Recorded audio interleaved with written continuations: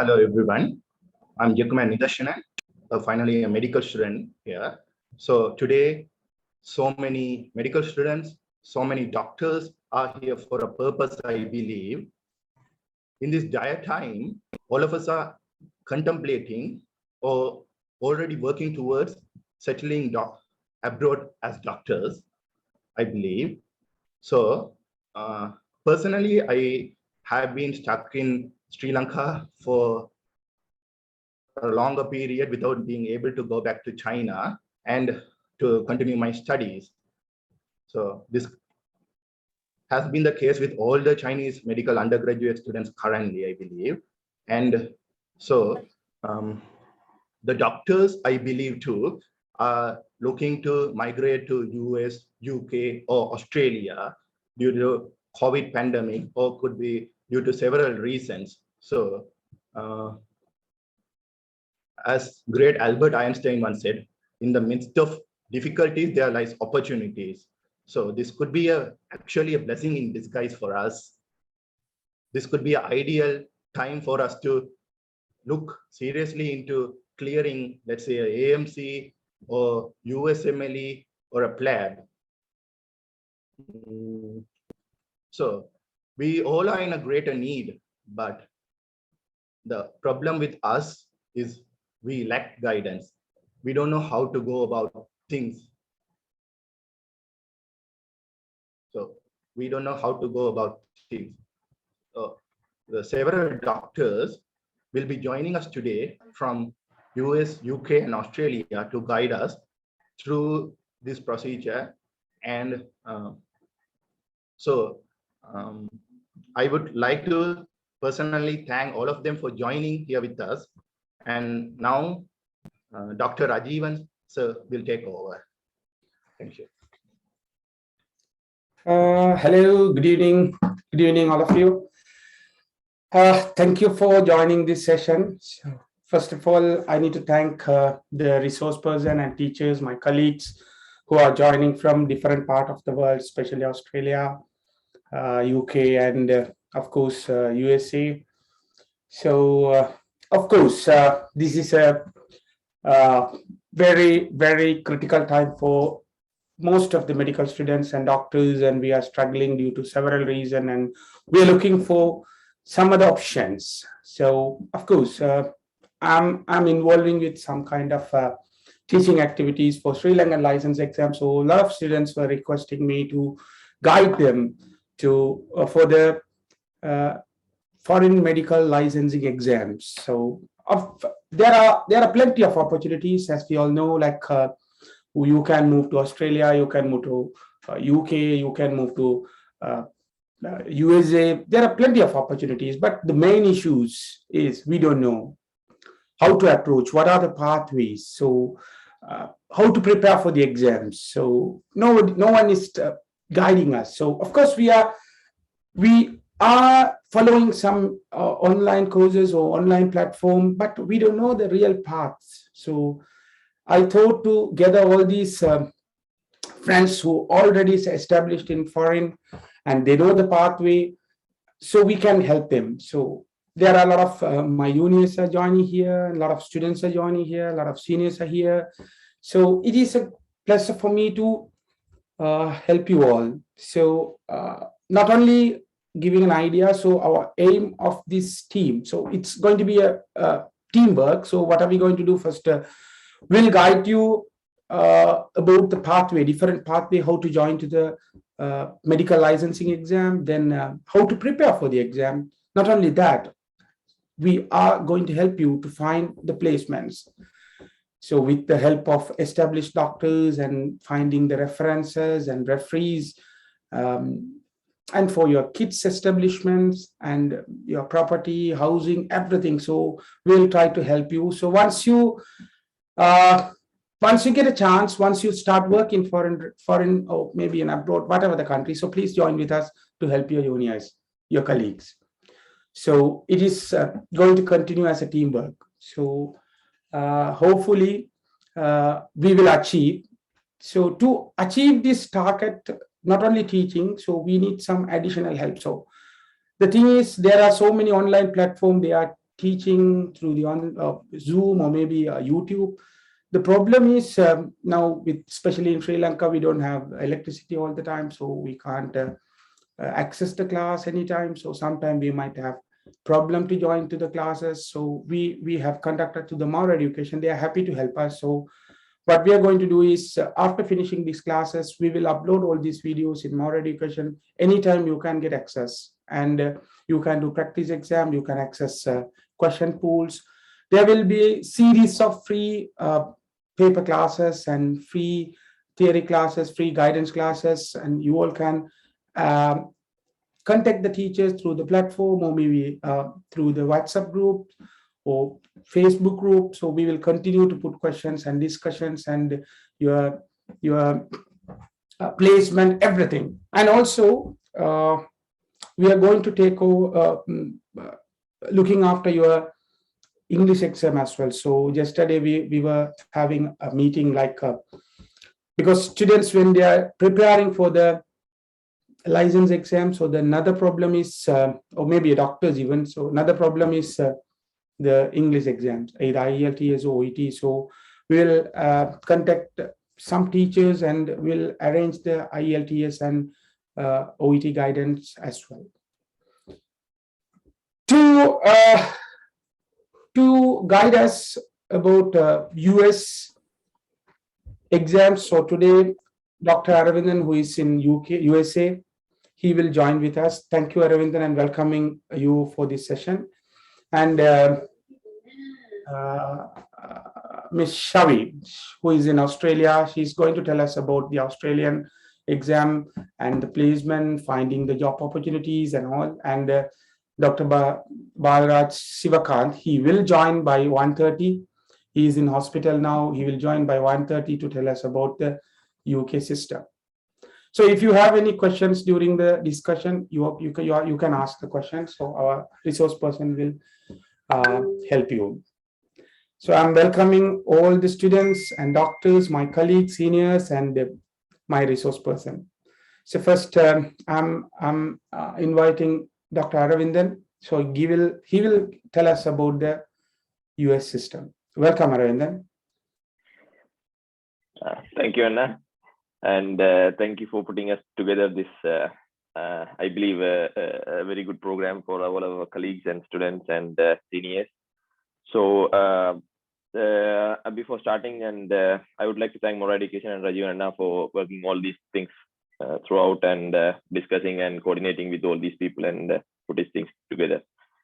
So I'll be sort of discussing more today with regarding USMLE, and to some aspects I'll be discussing about PLAB 2, but my colleagues from UK and Australia will be concentrating more on PLAB and AMC. So we'll jump onto the presentation. So I'll be doing a quick presentation, and I'll be touching the major important points of the pathway of to getting a full license in USA. The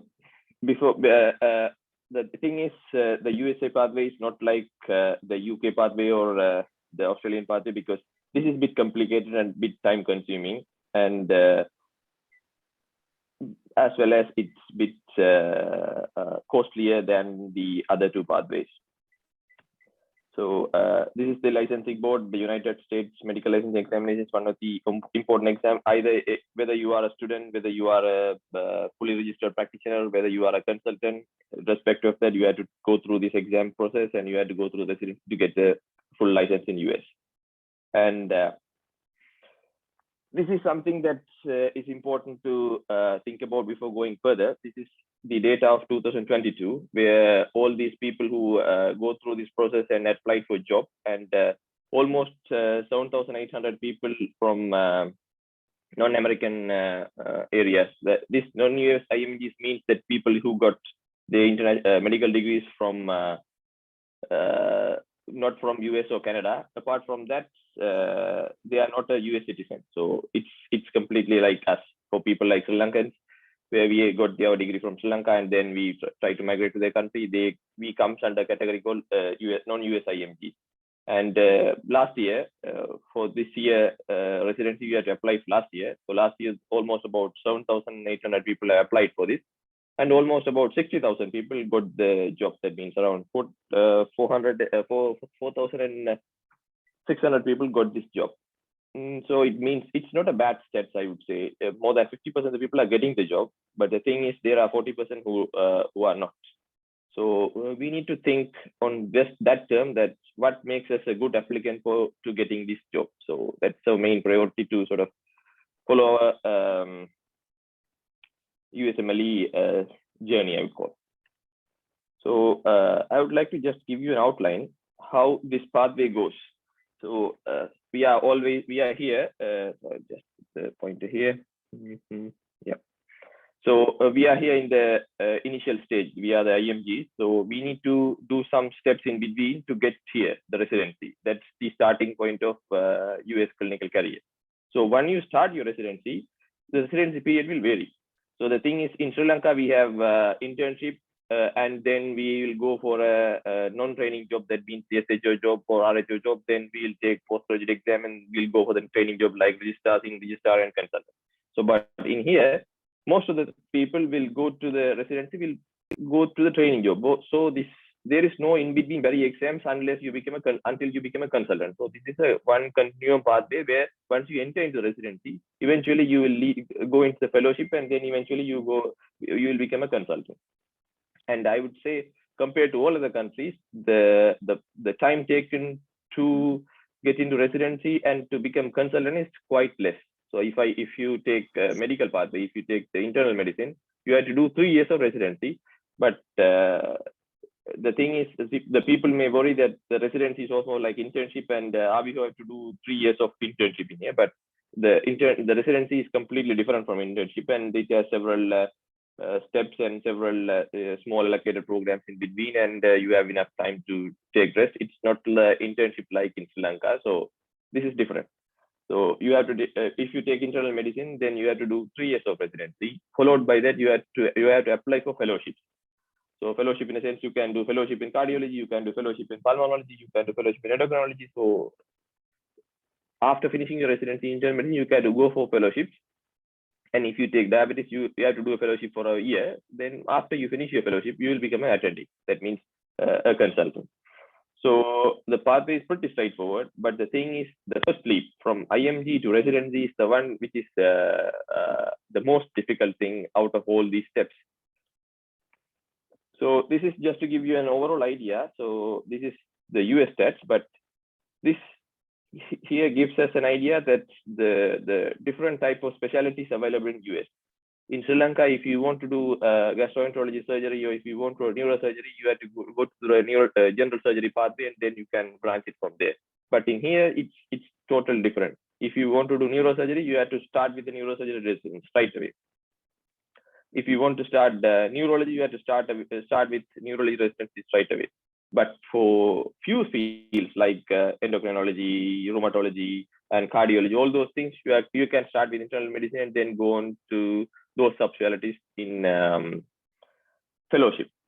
And apart from that thing, I would call the surgical specialties are relatively hard to get into compared to the medical specialties. You can see the acceptance rates of these different programs, and internal medicine is almost 97.1% of acceptance rates, where if you take plastic surgery and neurosurgery, almost 78% is the acceptance rate. So since we are international medical graduates and we are from Sri Lanka and the subcontinent countries, it's highly competitive and highly difficult to get into the surgical programs and medical programs. So if we are targeting for a surgical program, then we need to work hard and we need to plan things better rather than comparing the medical program. So beforehand, we have to think about those things as well.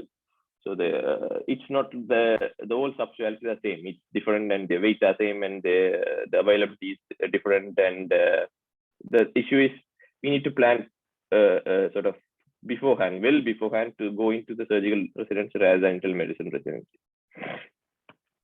And so here comes the part where the steps between international medical graduates like us in our state to the residency. So this is the important thing I'm going to sort of consider today, because once you get into residency, then you know the path, right? So then you will eventually lead into become a fellow and then eventually become an attending. So it won't be a problem. So I'll be discussing more sort of how to take the first leap from IMT to residency. So don't get frightened by seeing all these steps. These are fairly large steps and fairly time consuming, fairly costly. But no, there are a lot of pros and cons in getting residency and becoming an attending in US. So at the end, we will sort of discuss those pros and cons as well. So everything starts with a verification and initiation of ECFMT. Then we'll take step 1, step 2 exam and OET. So we'll be discussing these things on a step-by-step manner. So the first thing is you need to start with the verification and initiation of ECFMT certification. So there's a website called ECFMT's interactive web application. You can search it in the internet, and in there you have to take a USMLE ID first. So you have to apply, you have to register with your name and your passport and your basic credentials, and they will give you an ID and the password. Once you get an ID and the password, you have to get into the system, and then you will be sort of reconfirmed with the credential verification process. So you will be called through an interview, and the interview will come and ask you your name and show your passport. You have to show your passport and everything, and they will confirm you whether the registered person is you. After that, they will send a form to your medical school. Either it can be in Sri Lanka or it can be in abroad, and there are a lot of medical schools. They are involved, involved in the online transaction between ECFMT. ECFMT is a body where in United States, that is the one which regulate all these international medical graduates to United States. So these medical schools can sort of interact with ECFMG, and ECFMG will send this form through online, so we don't have to worry about the postage. But there are a few medical schools, I'm not sure in most of the medical schools in Sri Lanka enrolled in this online program, but I'm not sure about the foreign medical schools, where some of the schools are not really involved in these online transactions, and they have to send these whole things through post. Otherwise, this verification process will if it is through online, it can just finish by a very short period time, like 5 to 10 days. And once you confirm your credential, you can take the step 1. And all this process from starting your USMLE ID to register for your step 1 exam, this will take about 6 to 8 weeks. So this will take about 2 months, and this costs you about $160 US. So if you want to sort of take exam and plan things ahead, you have to do it significantly earlier time, because if you sort of decide that only, you can plan everything in advance, so you can reach your goal on time. Otherwise, these time delays, like before you taking the step 1 exam, there will be a time delay. Before you taking your step 2 exam, there will be a time delay, and all these verification process will have a separate time delay associated with the administrative process.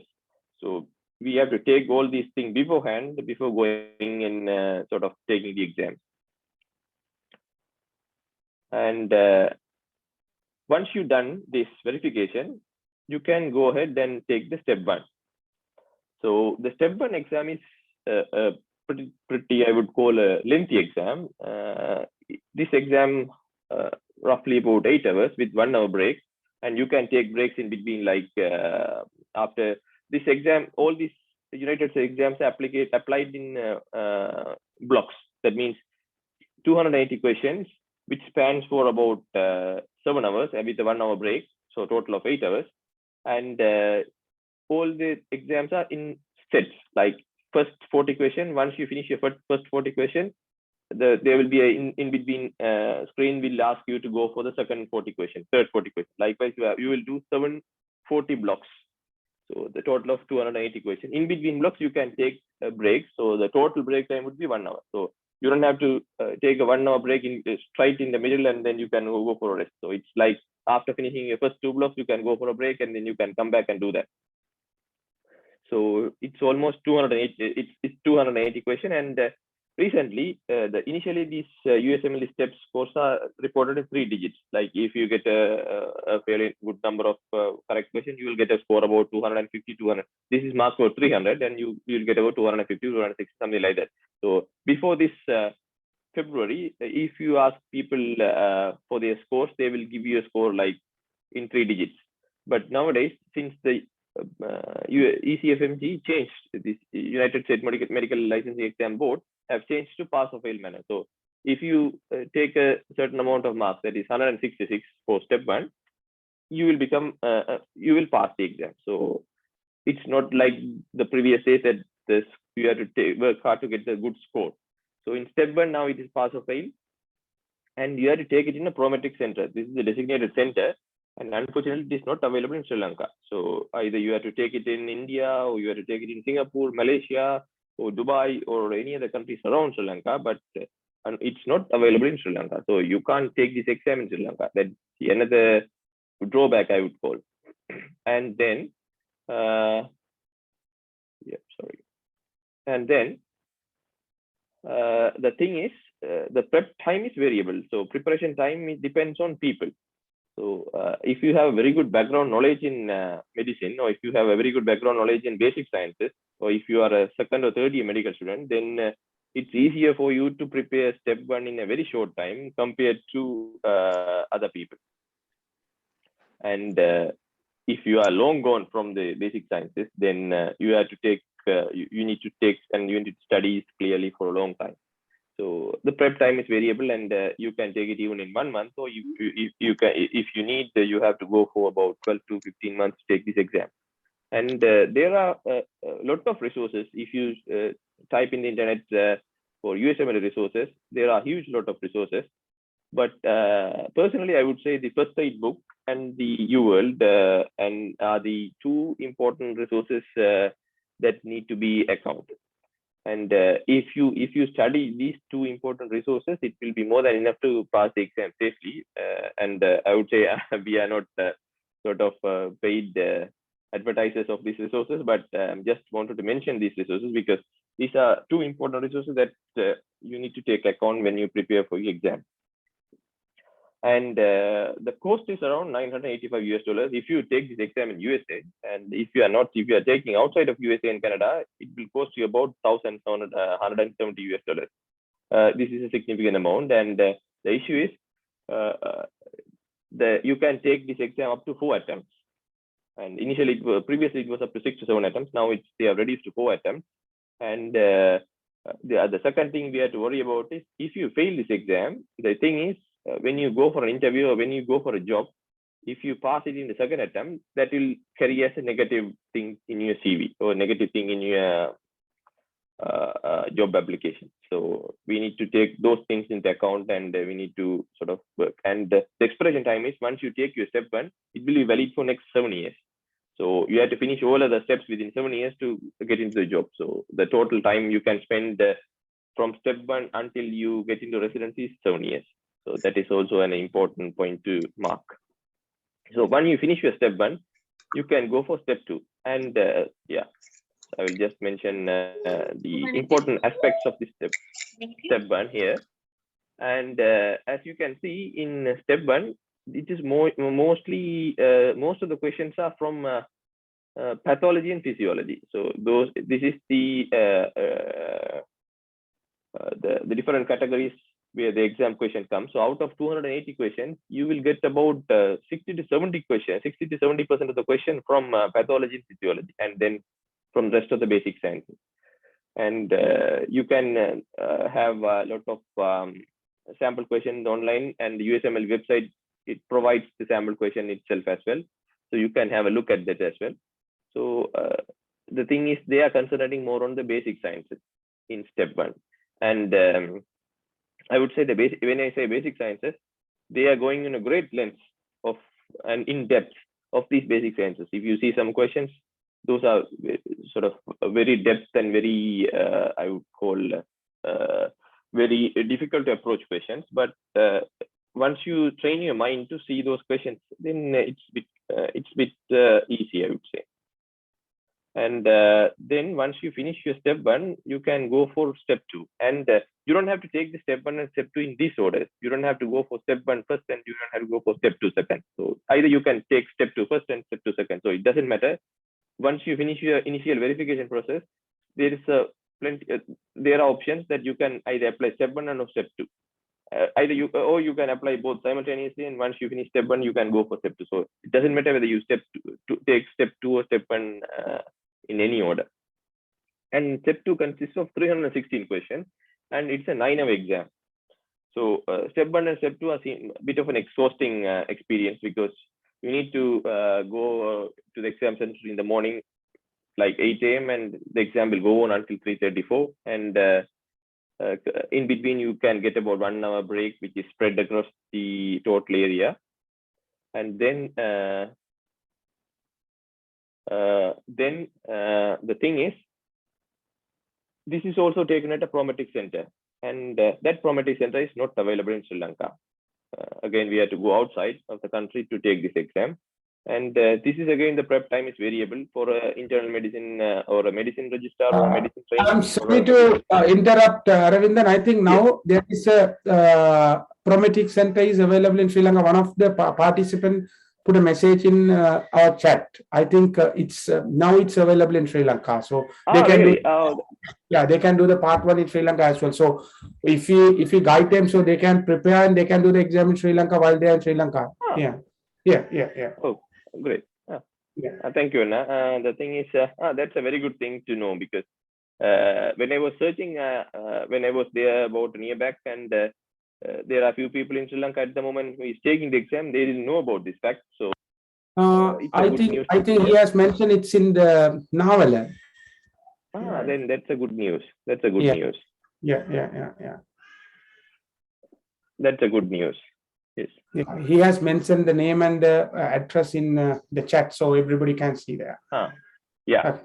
So again, and that's a good thing. Thank you for this message, Anna, and thank you for the person to put and let us know that there's a Prometric center. Then there is a great amount of money you can save out from it, because if you want to take a step 1 and step 2 in 2 different countries, or if you want to go to outside of Sri Lanka, then it's way costly than before. And I know that due to the economic crisis, you have to spend a lot to take that exam if you are going to take it in outside. So that's a very good news and that's a very good thing that help you to take this exam in Sri Lanka. So this, again, the prep time is variable, and this goes between 3 to 12 months. If you are training in internal medicine, or if you are working in internal medicine, so most of the questions from in step 2 are more related to sort of internal medicine, and they do consider pediatrics, obs and gynae, and surgery, and psychiatry, and the biostats. But 70% of the questions are from internal medicine. And again, the resources, I would say UWorld. UWorld is one of the well-known resource for this step 1, step 2, and step 3 exam. And the other issue is, the thing is, UWorld is not free, and it will cost you about $450 to $500 for a 6-month subscription. Again, we are not representing UWorld, or we are not just promoting, but I would like to mention that UWorld is one of the important resources in step 2 too. And this exam costs you about $1,190 if you are taking outside of the United States, and if you are taking it within United States, it will cost you about $985. So once you finish your step 2 and step 1, you can go ahead for this is the just to mention, like 50 to 60% of the questions are from medicine, and this is the step 2 question distribution. And then you get about 25 to 30 from surgery, then pediatrics from 20 to 25, obs and gynae and psychiatry. The rest of the questions are from obs and gynae and psychiatry. And these questions I will be like, you will be asked for diagnosis, you will be asked for a next step of management, you will be asked for a preventive measures, you will be asked from biostats, and you will be asked to sort of interpret the research paper. All these things will be there in the question.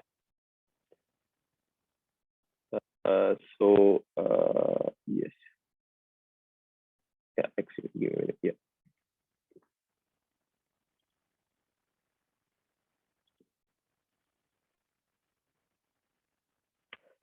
Sorry, excuse me. Give me a minute.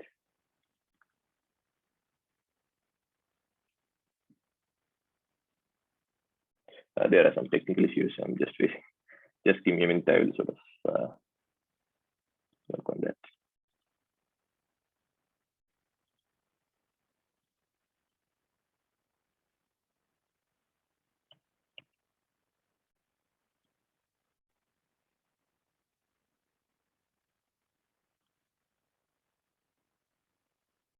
Yeah, hope you all can hear me well, right? Yeah, okay. Yes. So what I was trying to say is,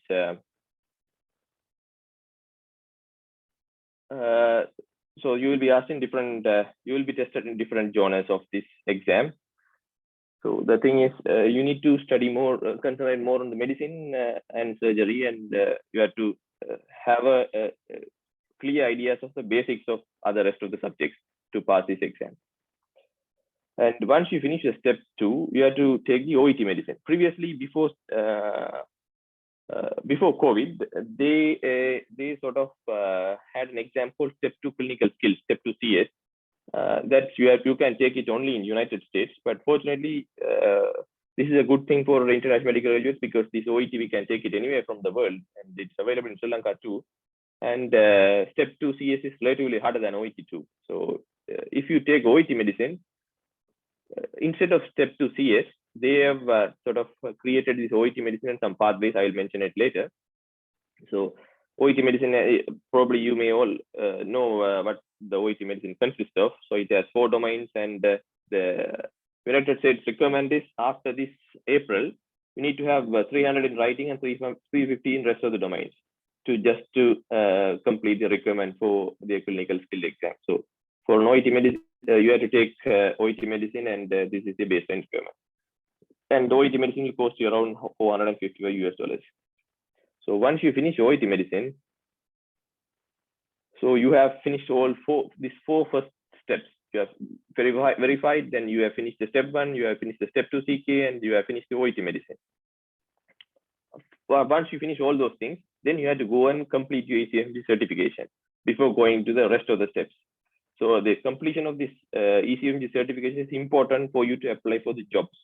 So to apply for jobs, you need to have ECM certification. To get ECM certification, you have to finish the verification, step 1, step 2, and OET. So these are the basic steps you have to finish before applying for a job.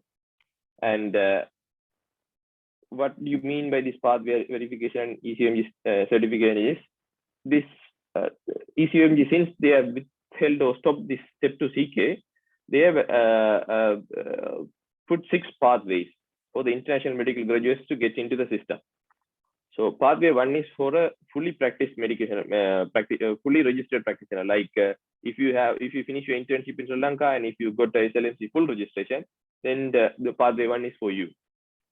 And if you are a graduate medical, if you are just graduated from medical school, and if you didn't finish internship, that means sometimes you may be a foreign graduate, you took your exam and you didn't complete your ERPM or you didn't start your internship in Sri Lanka, then the pathway 6 must be appropriate for you. Rest of the pathways are not appropriate for countries like Sri Lanka or India, because there are a few requirements that we can't fulfill on the rest of the pathways. So pathway 1 and pathway 6 are the important pathways for us to pursue a medical career in US. So if you are a practitioner, pathway 1 is for you, and if you are not, then you have to go through the pathway 6. And to get a complete ECMG certification, you need to complete step 1, as I said earlier, step 1, step 2, OET. And then if you are pursuing pathway 1, if you are a fully registered medical practitioner, then you have to get a certificate of good standing, which is available in Sri Lanka Medical Council, and you can get it. You have to pay 800 if you are taking sort of in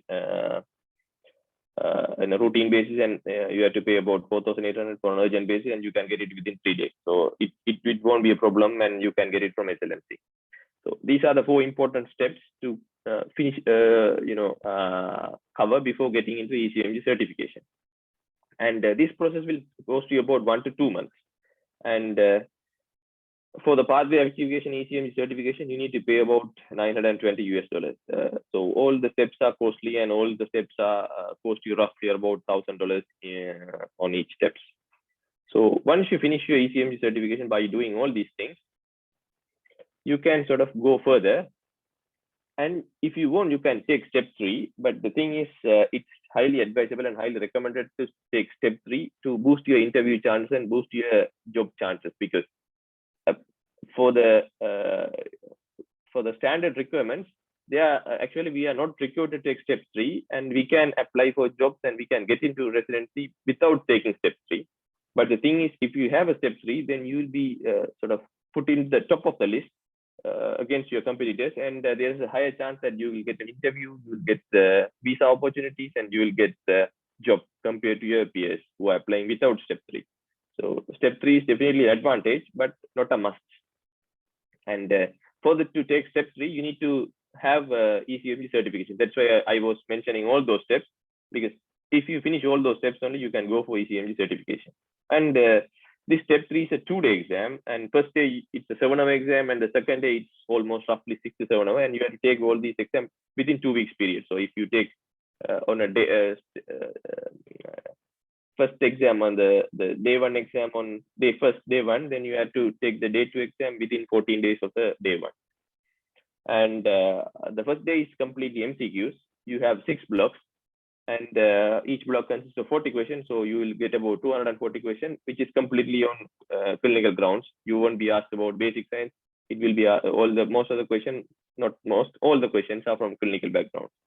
Then you go to the step 2, the day 2 exam, where you have 36 blocks of MCQ questions, and then you have 13 computer-based cases. That means you will be given a short history, and then the first question would be what is the diagnosis, then what the next step investigation you will order. So you select the investigation, they will give you an investigation report, then you go from there. So it's like an interactive case simulation. So you have to finish the day 1 and day 2, finishing all these exams. Once you finish your day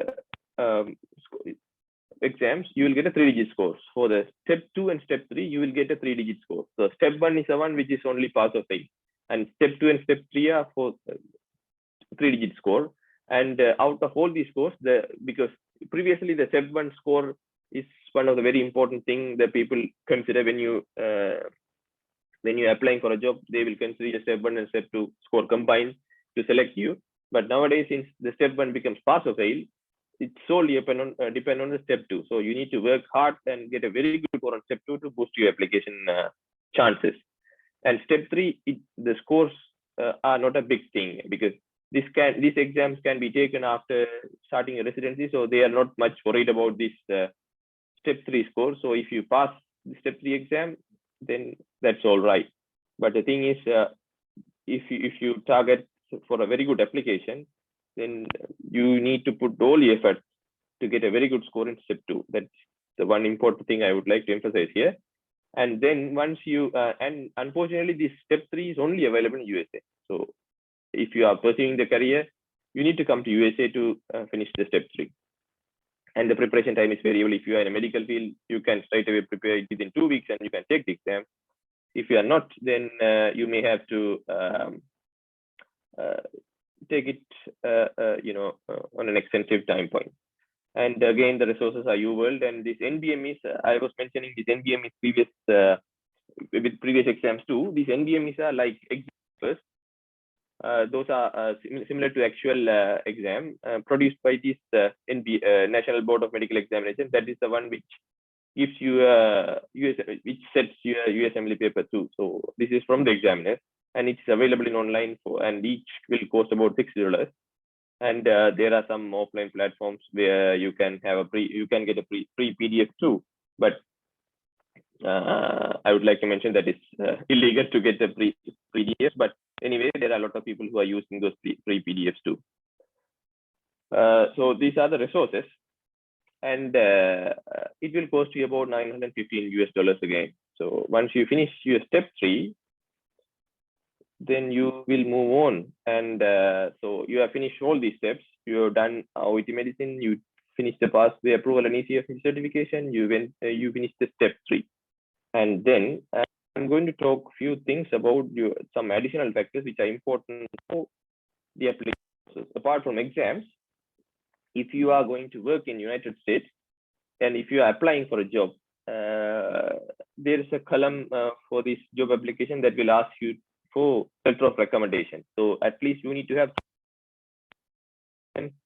to boost or support or put up a very strong application. So, and what the US programs prefer is they prefer the letters from US clinics, and but there are people who must and into residency and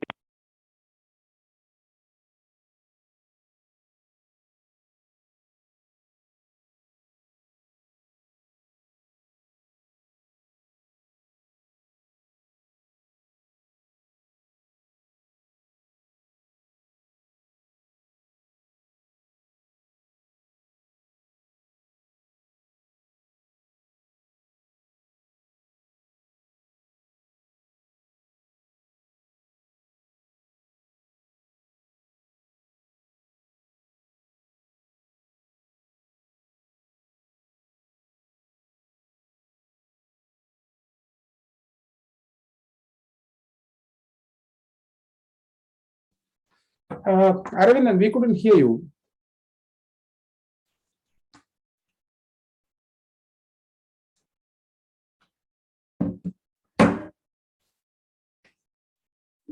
Yeah, give me 1 sec, we'll check.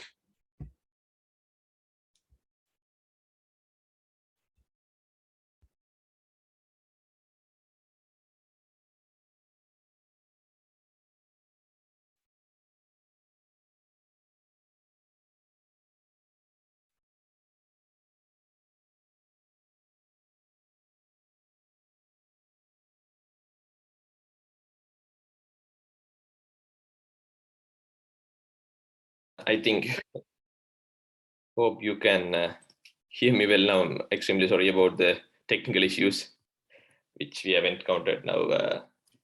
So, yeah, I was talking about the LORs and the US clinical experience. So if you have a better, I would call, if you get a letter of recommendation from US clinicians, the people who are registered and practicing here, that would be well and good, but you can still get your letters from the clinicians, from your working unit, from your consultants, from your hospital directors, that do have a value, but not as up to the mark as a US clinicians LORs. And there are people who got the job without LORs too. So this is something we need weigh the pros and cons, because to get an LOR in United States, either you should know the clinician personally, or you need to come to United States and you need to do some rotation with them before getting a letter of recommendation. And nowadays, after COVID, there are a lot of companies and a lot of hospitals. They sort of give this tele-rotation, what they call the tele-rotation, that you can do the rotation online by staying there. You can do it from Sri Lanka, and they will give you a restricted time. Then you can join with them, and they will discuss you with some clinical scenarios and things. And at the end, they will give you LORs. So this is one of the very easy way to get LORs. And after COVID, if you want to mention some few advantages of COVID, I would say this is one of the advantage after COVID, that you can get these tele-rotations and you can get this LOR from Sri Lanka too. And this clinical experience, you can get it. There are a lot of hospitals give it for free, and there are a lot of hospitals they give it for paid amount of money, and which will cost you about 2,000 to 3,000 US dollars. It depends on the hospital. It depends on the place where you are seeking the clinical experience. So this is basic. This is a very variable thing, and it should be tailored on an individual basis. If you have relatives on some states, and you can go there and you can do it, or if you can apply through online and you can do it from Sri Lanka through tele-rotation, and there won't be much of a difference between tele-rotation and in person, because if you have a very good score and if you have a very good background sort of application profile, then the other things would be sort of an additional supportive things. And I know people with a very good score, like their scores are in 260s. They didn't have any US clinical experience. They didn't have any LORs, and they still matched and they got a job, and they are successful now. So this is highly variable, and the thing is, apart from these two things, there is another thing called research experience. And in US, the clinician and the medical boards are so much interested in the research experience. So if you are able to publish few papers, or if you are able to publish few case reports, either in local journals or international journals, that will definitely be a plus for your application. Because if you have a research experience, or if you mention like you have a research experience in your interviews or in your application, that will give you some additional points too. So that is one additional thing I would like to mention here. So apart from the scores, apart from the exams, we need to worry about the LORs and the US clinical experience and the research experience. So those are the three additional things you need to worry about. So once you get all these things, so from here to here, if you finish all these things, then you are ready to go for an application process. So you can go ahead and you can apply for all these things. So the application process is separating, and there's a website called ERAS. ERAS is the one which is responsible. Rest of the things are from ECFMG websites, and this is from ERAS website. This ERAS is the one is responsible for you to get into the application process, and you have to literally build a CV in the online, and you will enter all your educational achievements, your research achievement, and all these things on the ERAS website. And then someone put in the chart, it's like can't see the screen, probably because I'm sharing the screen. Okay, good. Oh yeah, all right, yeah, got it. So the thing is, you need to create a virtual CV in your ERAS application, and then you need to search for the programs.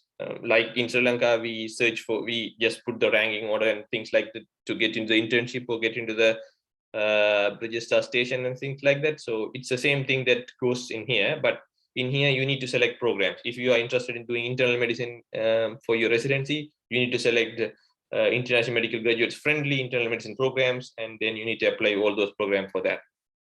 So that is one important thing in your application. So I would like to mention the application process here.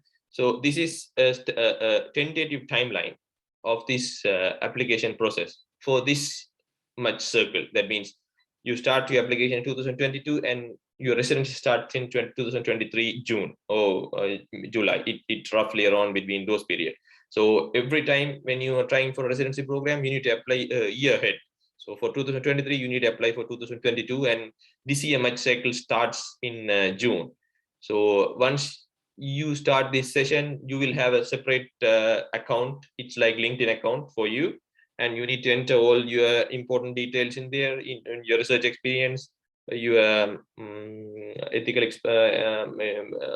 your volunteership experience, all those things, and you can mention.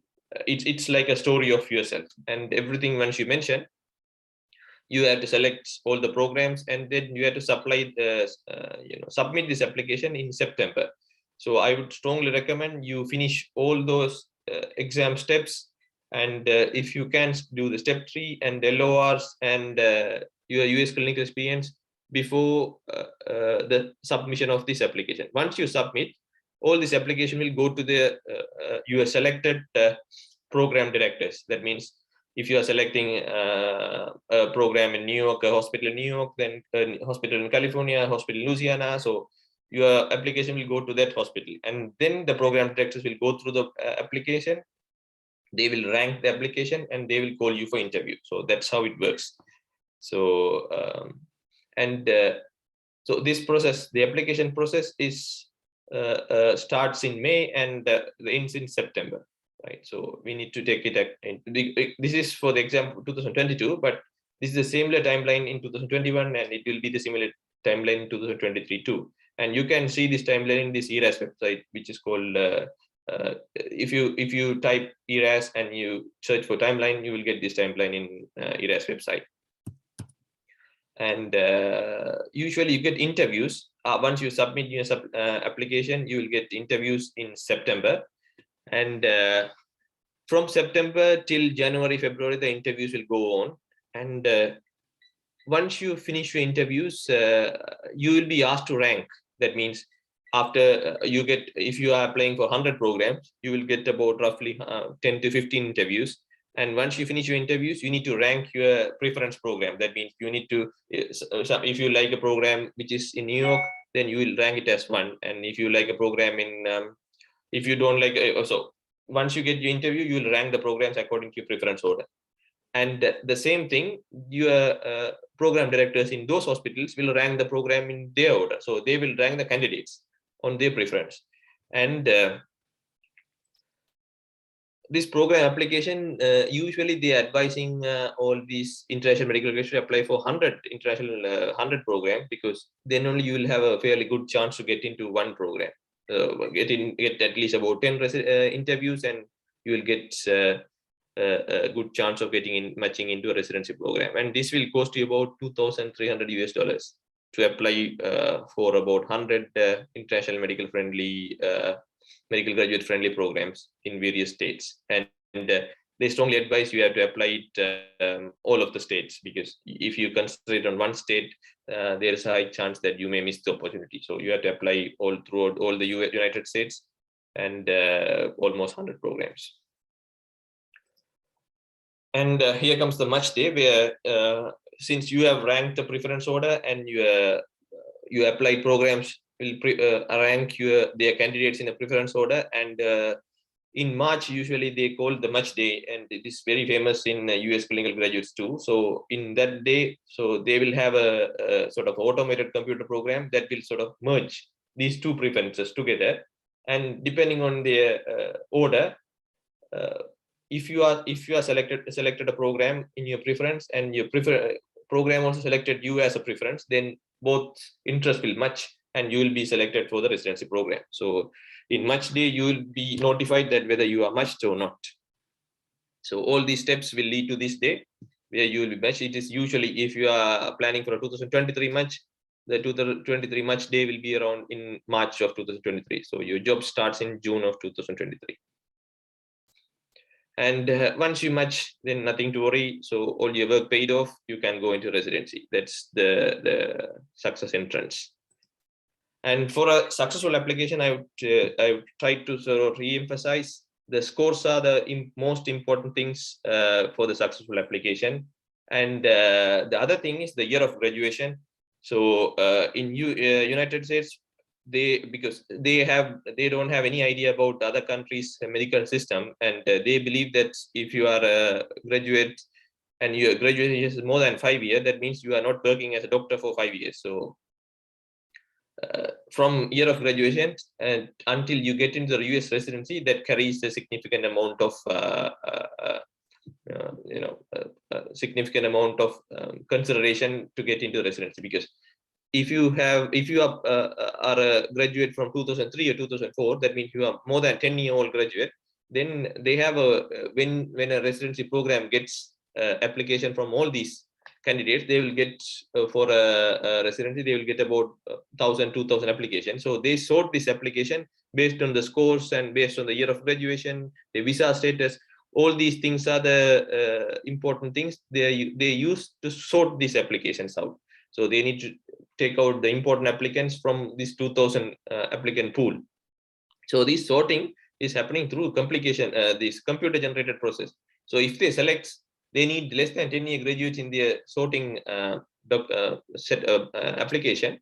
Then if you are a graduate with very good CV, unfortunately you will be left out, because they won't see your application at all, because it is not selected by the computer generated program. So it is strongly advisable if you want to pursue a US career, you have to start it very early, because once you pass out, you need to start working on that. But it's not a negative thing. There are people who got matched after 10 years, after 15 years, and it depends on your rest of the component. If you have a very good score, that means your scores are in more than 250s, and you have a clinical experience or LORs, then there's a high chance this year of graduation won't matter much. And so we don't have to sort of more worry about this rest of the things if you have a very good score. So score, that I would say. If you have a very good score in step 2 for current scenario, then rest of the things doesn't matter much for a successful application. And so this is just to summarize the total amount of expenditure for this pathway. So we need to have an account of this economical status, because I know the country's economy is not that good, and to invest a large amount of money in US dollars, we need to have a strong economic background too. So we need to worry about that. We need to plan it accordingly before getting into the steps, because wasting money for step 1 and step 2 and dropping the pathway will cost you about current situation will cost you about 6 to 8 lakhs in Sri Lankan money. So the whole process for the exams and the current sort of I would call the administrative process, you have to spend almost $7,285 at this moment. But I'm not sure whether there's a chance that these fees will increase for next year and next year. So they will increase about $15 to $20 a year with all these fees.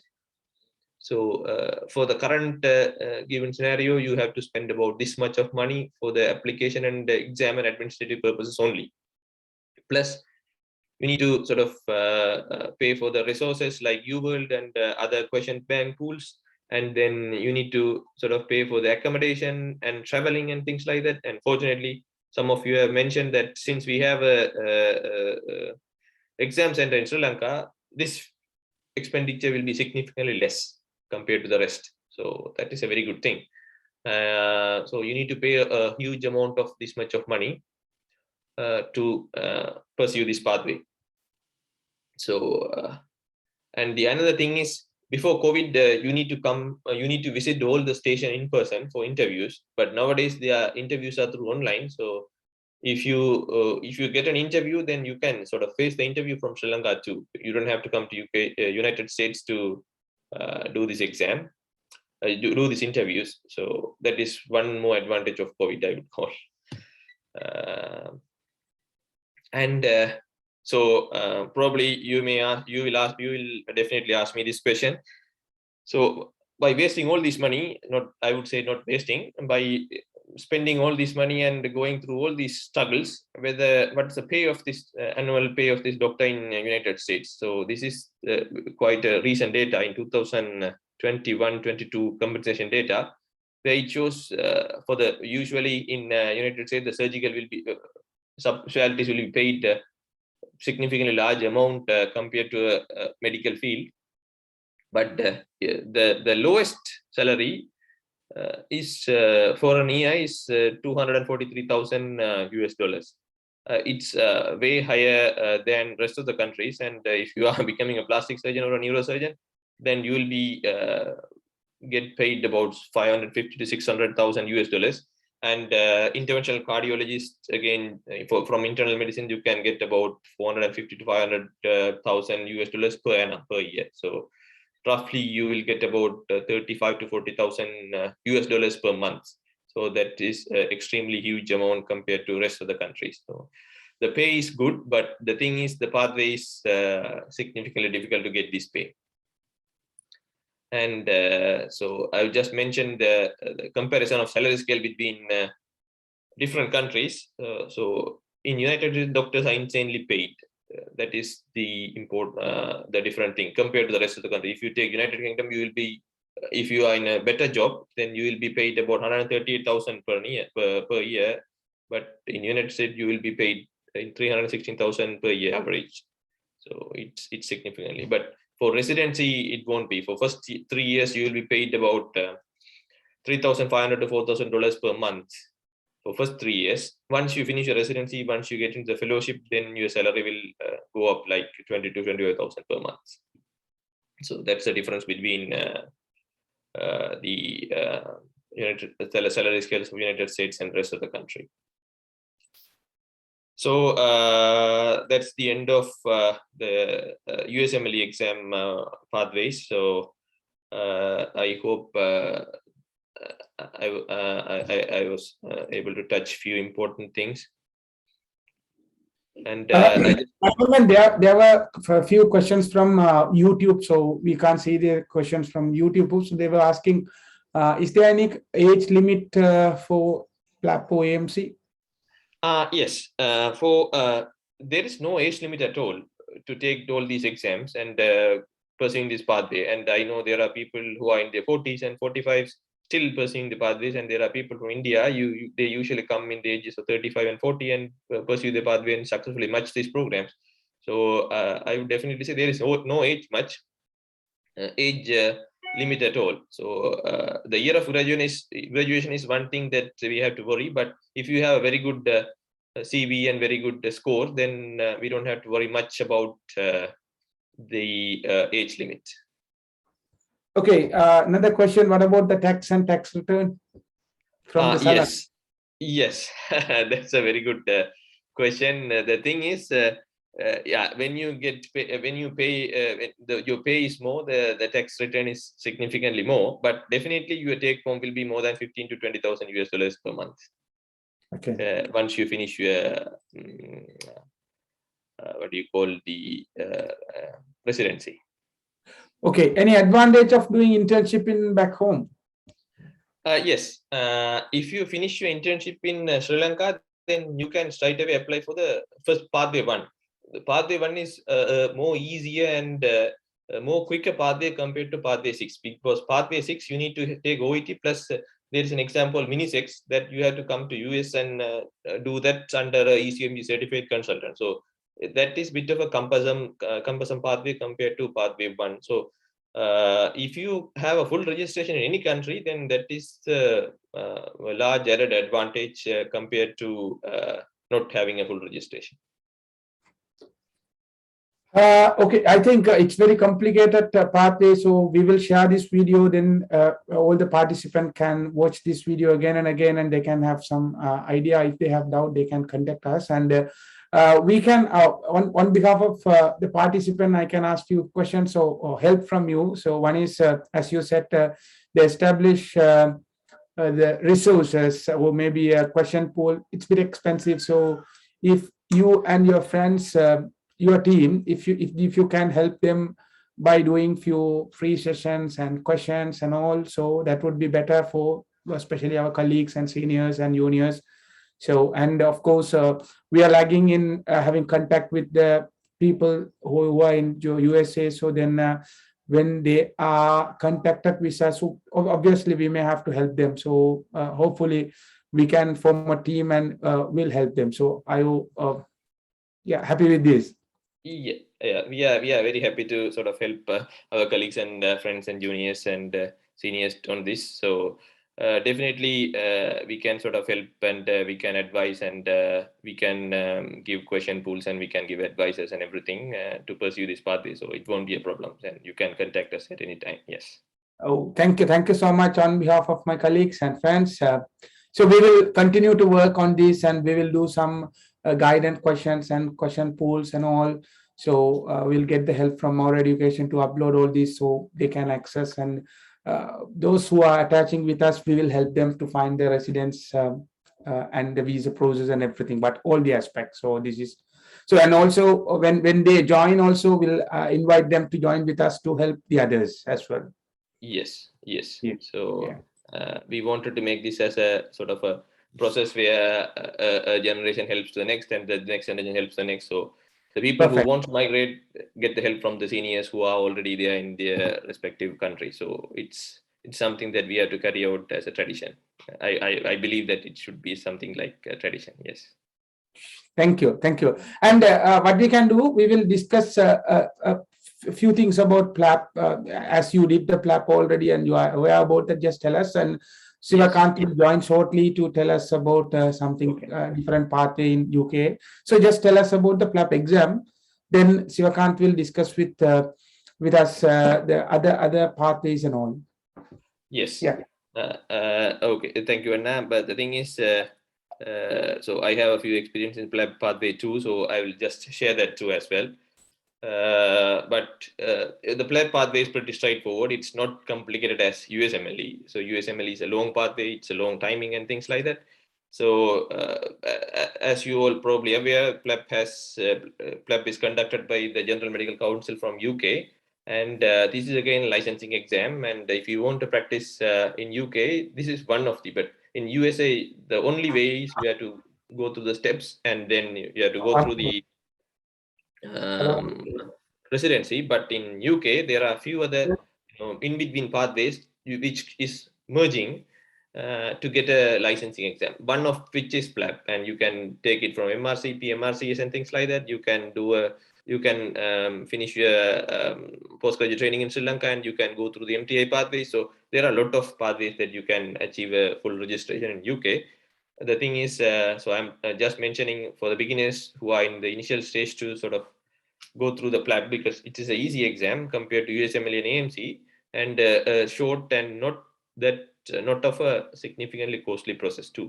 So it has two parts, written and OSCE, and upon completion of those two, you can have a complete GMC registration and you can go and apply for jobs.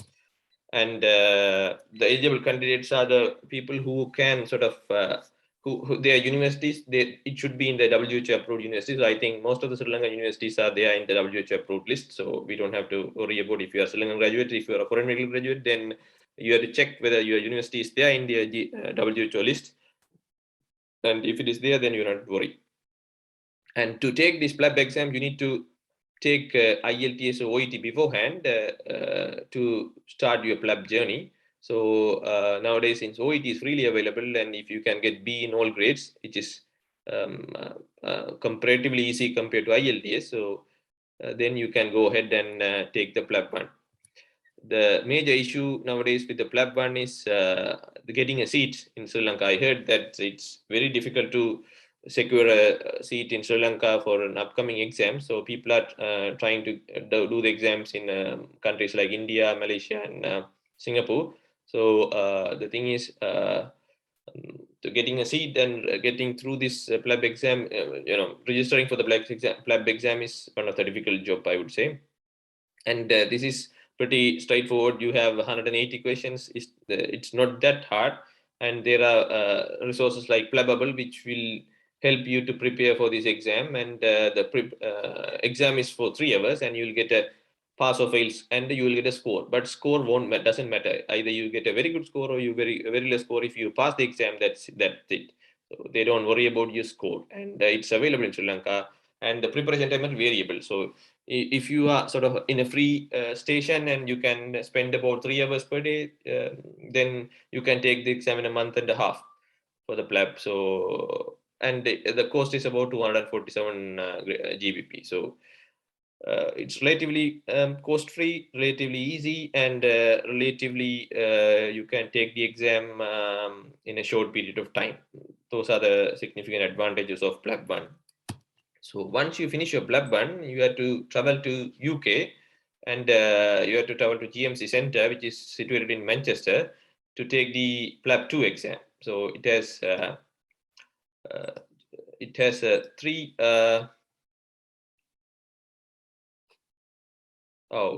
Yeah, I can see something in the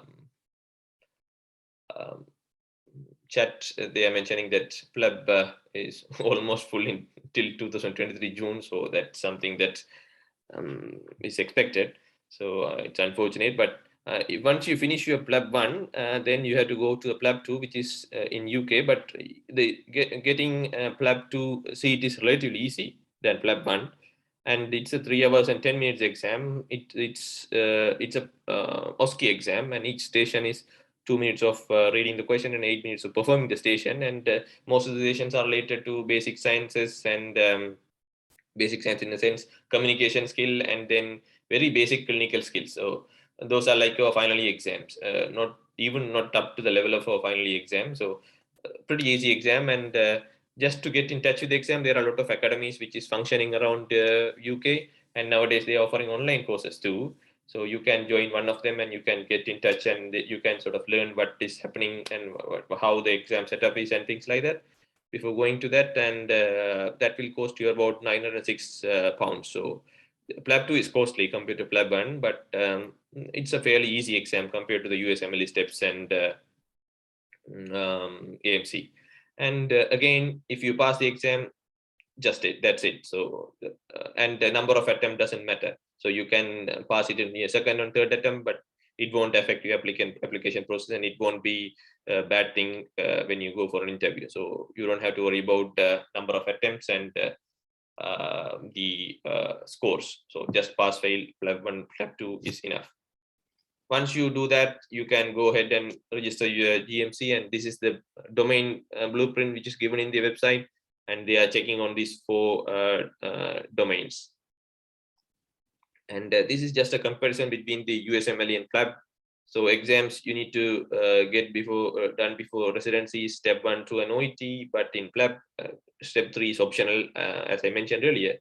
And for PLAB, you need to do an OET, IELTS, and then PLAB 1 and 2. And for USMLE, the prep time will be long, but in PLAB, it's short. And difficulty level, I would say, if USMLE is hard, then PLAB is easy. And scores matter in USMLE, but PLAB, it doesn't matter. And USMLE, your whole pathways cost more compared to PLAB, which is significantly less. And USMLE, once you finish your preparation, the job availability will be average, and it will take a longer time to get into the job, because every year you have only one slot of every year they conduct much cycle, one cycle per year. So there won't be a sort of multiple opportunity. If you miss one cycle, then you have to wait a year to get into it. It's like getting internship in our country. But in our country, it occurs in every 6-month basis. But in here, every year. The thing is, the PLAB, once you finish and once you get a full GMC registration, then you can go ahead and you can apply for jobs in NHS Jobs website, and there are a lot of job opportunities, and the job openings are there in between and things like that. And if you know a friend in UK and if they're working, you can sort of ask them, and there are a lot of resourcing companies. You can register with them and they will find you a job in no time. So it won't be an issue if you want to pursue a job career in UK. And the training is entry into the training program is in USMLE. It's straightforward. Once you finish your residency, your fellowship, and you become a consultant, it's straightforward, short period, not that time consuming. But in PLAB, it's indirect. You land up in a non-training job usually. It's difficult to land up in a training job, but then you have to apply for the training jobs, and you have to get into the system, and there are different pathways for that.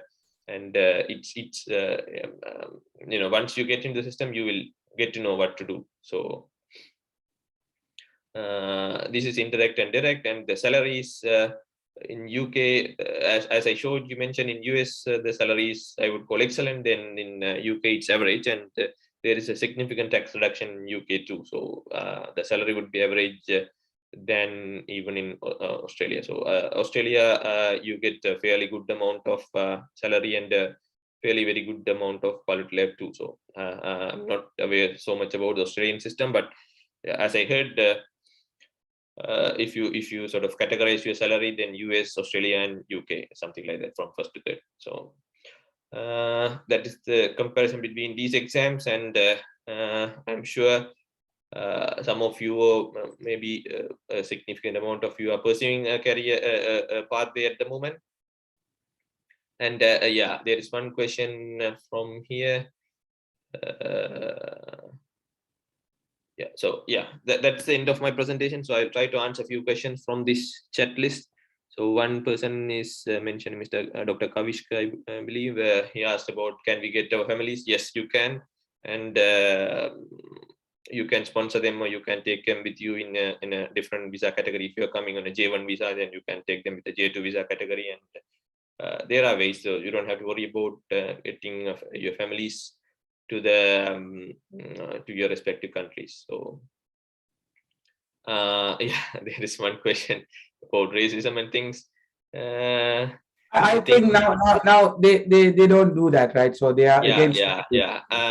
Personally, I don't feel any discrimination or racism in US. I've been here for about almost a year, but I don't encounter these type of things. But there are reported cases, but I'm not sure. I'm sure that they are not that frequent, so it won't be a problem. Is there a time period to finish USMLE after? Yeah, you have to finish it within 7 years from your step 1. Yes. Yeah, this is something. Why did you switch from PLAB to USMLE? It's something related to personal preferences, because I had some family commitment and things like that, so I switched. Yeah, it's something that you do it for personal things. what are the other pathways? How long it will take to secure a job after finishing the PLAB exam? It's not that much. It depends on where you apply and how you apply. So sometimes you can get in a month. Sometimes you can get in a year. So it depends. I think I can answer for that, the last question. So what are the other pathway for the UK other than the PLAB? So when you applying for a job in UK, so only minimal requirement is you need to have a GMC. That is the minimum requirement. So there are different ways to take GMC. One, if you have done a recognized postgraduate degrees, like especially in Sri Lanka, anesthesia, surgery, obs-gynae, and medicine. So those degrees are recognized by GMC. So if you have done recognized postgraduate degree, straight away you can apply to GMC and you can get your GMC registrations. Once you get the GMC registration, as Aravindan mentioned, you can apply the job through NHS jobs and you can get the job. So that's one process. Second one, if you have done the internship and if you have experience back home, so you have two ways to get the registration done. One, either you can do the PLAB and get the registration and join to the work. Second one, you can do some college, Royal College exams like MRCOG, MRCP or MRCS. So once you get that exams, you can get the registration. So if you do the MRCOG, MRCP, MRCS, whatever, you will get the job with the GMC registration as trust grade registrar, SHO job, or even you can join to the training pathway as specialty trainee 2, 3, 4, 5, 6, and you will become a consultant. Or if you haven't done the internship, you must do PLAB. So then you have to start from foundation year as internship. But if you have done the internship back home with PLAB, you can get the SHO job or maybe a trust grade registrar job. If you are a person who have done the postgraduates and you have completed your postgraduate training in your country, so you can join as a trust grade registrar, but there is a special pathway called CESR pathway. So where you don't need to do the training, they will assess your back home training and they will recognize as your consultant and you will get registration as specialty registered. So you will be a consultant here, maybe in 2 years or 3 years time through the CESR pathway. So those are the different pathways. I think Shivakant has joined, so he will tell us something about the UK pathways and his experience. So that might be more useful than what we are talking. Hello, Shivakant, welcome. Hi, Rajun. Thank you. Hello, everyone. Good afternoon. Thank you, Rajivan, for arranging this opportunity. So I'm Dr. Swakan, currently working in UK. I'm doing GP training. So let me share my screen actually. So I will actually, when I was coming to UK, I found lots of difficulty to find the appropriate pathway. So I think it's better to have a good overview of what is a proper pathway. So I will explain that as much as I can. So hopefully that will be helpful for some of you. So my pathway, so I have done MBBS in Sri Lanka, and then I moved here. Actually, I moved in a dependent visa, not in Tier 2 visa. That's something different because my family was here. And then I have done the FLAB 1 in London, but FLAB 1 exams conducted in overseas as well.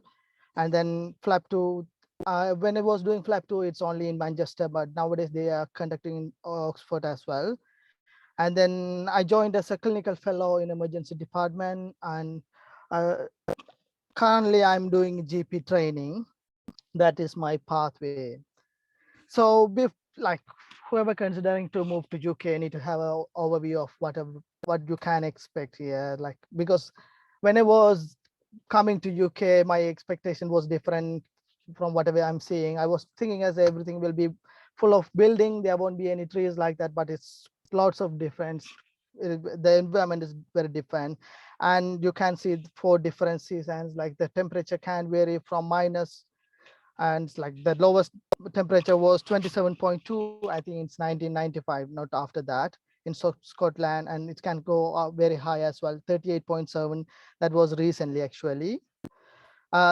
So that's, and you won't like, only the city areas will be like full of building without like much of trees and like flats and those things, but most of the areas you will be seeing like semi-detached or detached houses with lot of green environment. And the landscape is like, you can find most of the areas with like hills, mountains and beaches. Like it's have, you will have enough places to visit around within the UK throughout your lifetime. um but during the, and the daytime and nighttime also different during the season. During the summer it will be like bright sunlight until 8 9 p.m, and will again the sunrise will be at around like 4 5 a.m. But during the winter time the sunset will be at around 4 p.m, and sunrise will be like 7 8 a.m. So that also differ here. um so if someone coming to UK as need to work as a doctor, the main thing is that GMC for a doctor. So they say it's like working with doctors for working for patients. So they are the regulatory body. So we need to get a membership from the GMC to work as a registered practitioner in UK. So there are certain ways to get memberships. One is that FLAP, Professional and Linguistic Assessment Board. So I'll talk about that flap. And other one is that if you have any membership of Royal College of Physicians or obstetrics and gynecologists, anesthetists, surgeons, whatever the Royal College related to medicine, you can get membership, GMC registration through that. And there's some other pathways, so that they give a full registration for international postgraduate medical professionals. And there's one more pathway actually, it's called MTI, Medical Training Initiatives, so that they give the opportunity to work in the UK to gain some experience for the people from country where the income is low income. Unfortunately, Sri Lanka is not within that list, but I believe India was within that list a few years ago. I'm not sure, but right now actually. I think So they are giving the MTI to Sri Lanka as well. So a few is of my it? friends, yeah, few of my friends went through the MTI pathway as well. Okay, but it's Yeah. quite difficult to get the MTI. Yes, You that's have to true. have a good network to Yes, get the that's true. MTI. Yeah. So Yeah. you need So to have a it's like you good can have contact. that as a backup plan, but you will have to have a proper plan to move to Yeah, UK that's as an correct. MTI. Correct. Yeah. Yeah. Yeah. Yeah. And again, so about the PLAB, if we talk about the PLAB, so even to apply for the PLAB 1 exam, we need to prove our English language proficiency. So we can get either OET or IELTS. I find OET is quite professional related. So most people find that as a is the passing rate is more to OET. We'll need to get on IET, we'll need to get 7.5 average and 7 in each component, that reading, listening, writing and speaking. And OET, actually I'm not sure about the score. It was because when I was doing it was banned. You need to get B1 for the OET. Now it's the scoring system something around 300, and you can find that on the OET website, the GMC website. Yeah, you need to So get more once than, we have that, you need to get sorry, more than 350. You need to get yeah, more than 350 for each component. 350, yeah. Yeah. Yeah. Sometimes, yeah. And once we have that, when we need to upload that on the GMC website. So before, like, I need to mention that, so it's better if you have some plan to move to UK, it's better to create a GMC online account. If you go to the website, it's straightforward. You don't need to pay anything. It's there will be some straightforward questions, and you will be given a GMC reference number. That will be the GMC number throughout your lifetime in the UK. So once you create that, you can upload that into a GMC account, then you will be able to apply for the PLAB 1 exams, so that they conduct overseas as well. In UK, they conduct 4 times, and overseas 2 times. And they conduct the FLAB 1. At the moment, there's a high demand for the FLAB 1 exams. So getting dates being quite difficult for nearby. There are some cracking way for this. There are some people who like exchange the dates for other people. Like when someone cancel the FLAB exams, they get that date and give it to some other people. You can like pay some extra money for that and get some early dates. There's some like networks for that as well. If anyone want, I can give the contact details. Um, sorry. So yeah, once you complete the flap one, so the flap one, this when it's 180 questions, and it's 3 hours, so it's like 1 minute for each questions. It's multi-choice questions. It can be a single best response, or can be a clinical scenario, and then some multiple choice questions. So you can get the flap blueprint to get an idea about the what are the questions we can, what are the systems we will get for the PLAB one. So this is the PLAB blueprint. It's freely available on the GMC website. So it won't be much useful to prepare for the PLAB actually, but the GMC recommend to go through that before sitting for the PLAB. So it will give an idea as what are the most important components we have to consider. And it's mostly like most questions related to medicines, unfortunately, for the PLAB. So whoever doing a postgraduate training in back homes, they may need to refresh their knowledge from their primary degree to get to the PLAB 1 if we are coming through the PLAB 1. So most questions like 60% related to like general medicines, and like 10% for the other like gynecology, obstetrics, and orthopedic is like orthopedics quite low, it's like 6-7%, and general surgery is like 10%, and dermatology, psychiatric, and one more component that most of our people find difficult is that ethical questions. So because they give more priority for the ethical questions, and because ethical practice in the UK, so that's the one thing we will need to prepare more about that.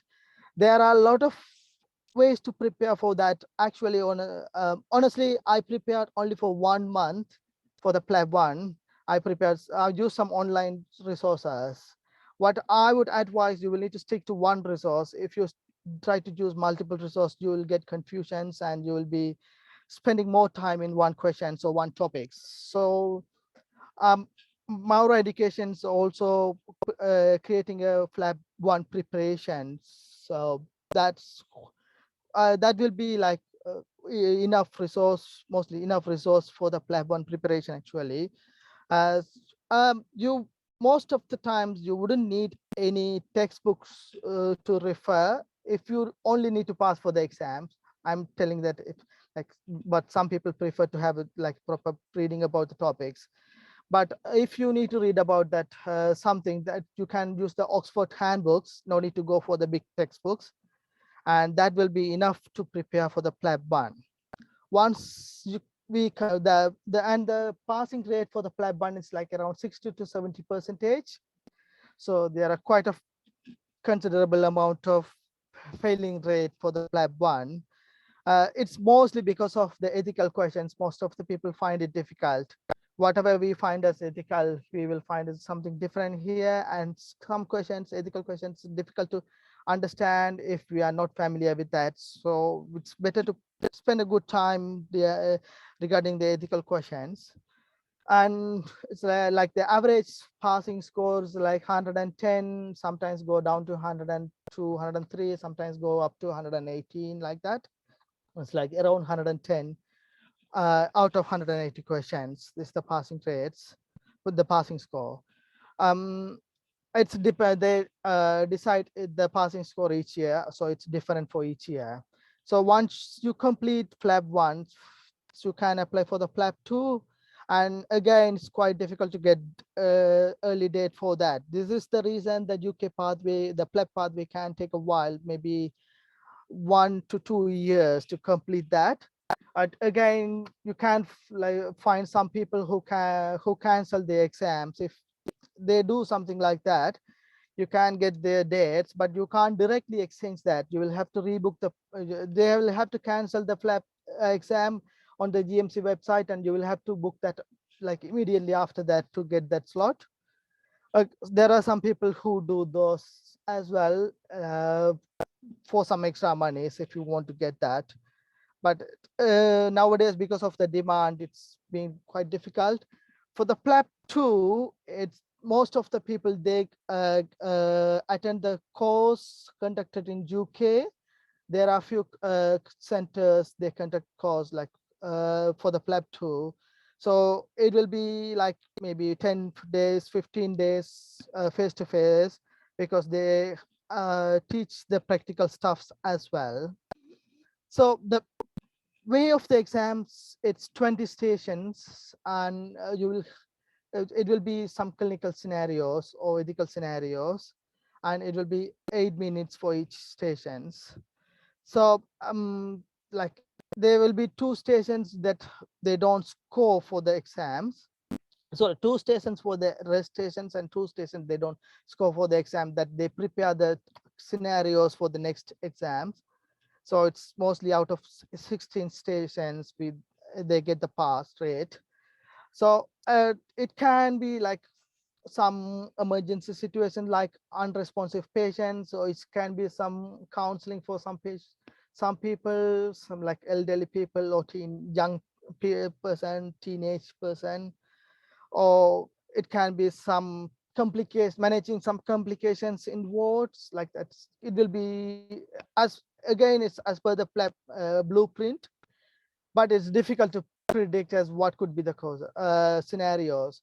So what happened when you attend this PLAB 2 preparation centers, they teach most of the scenarios.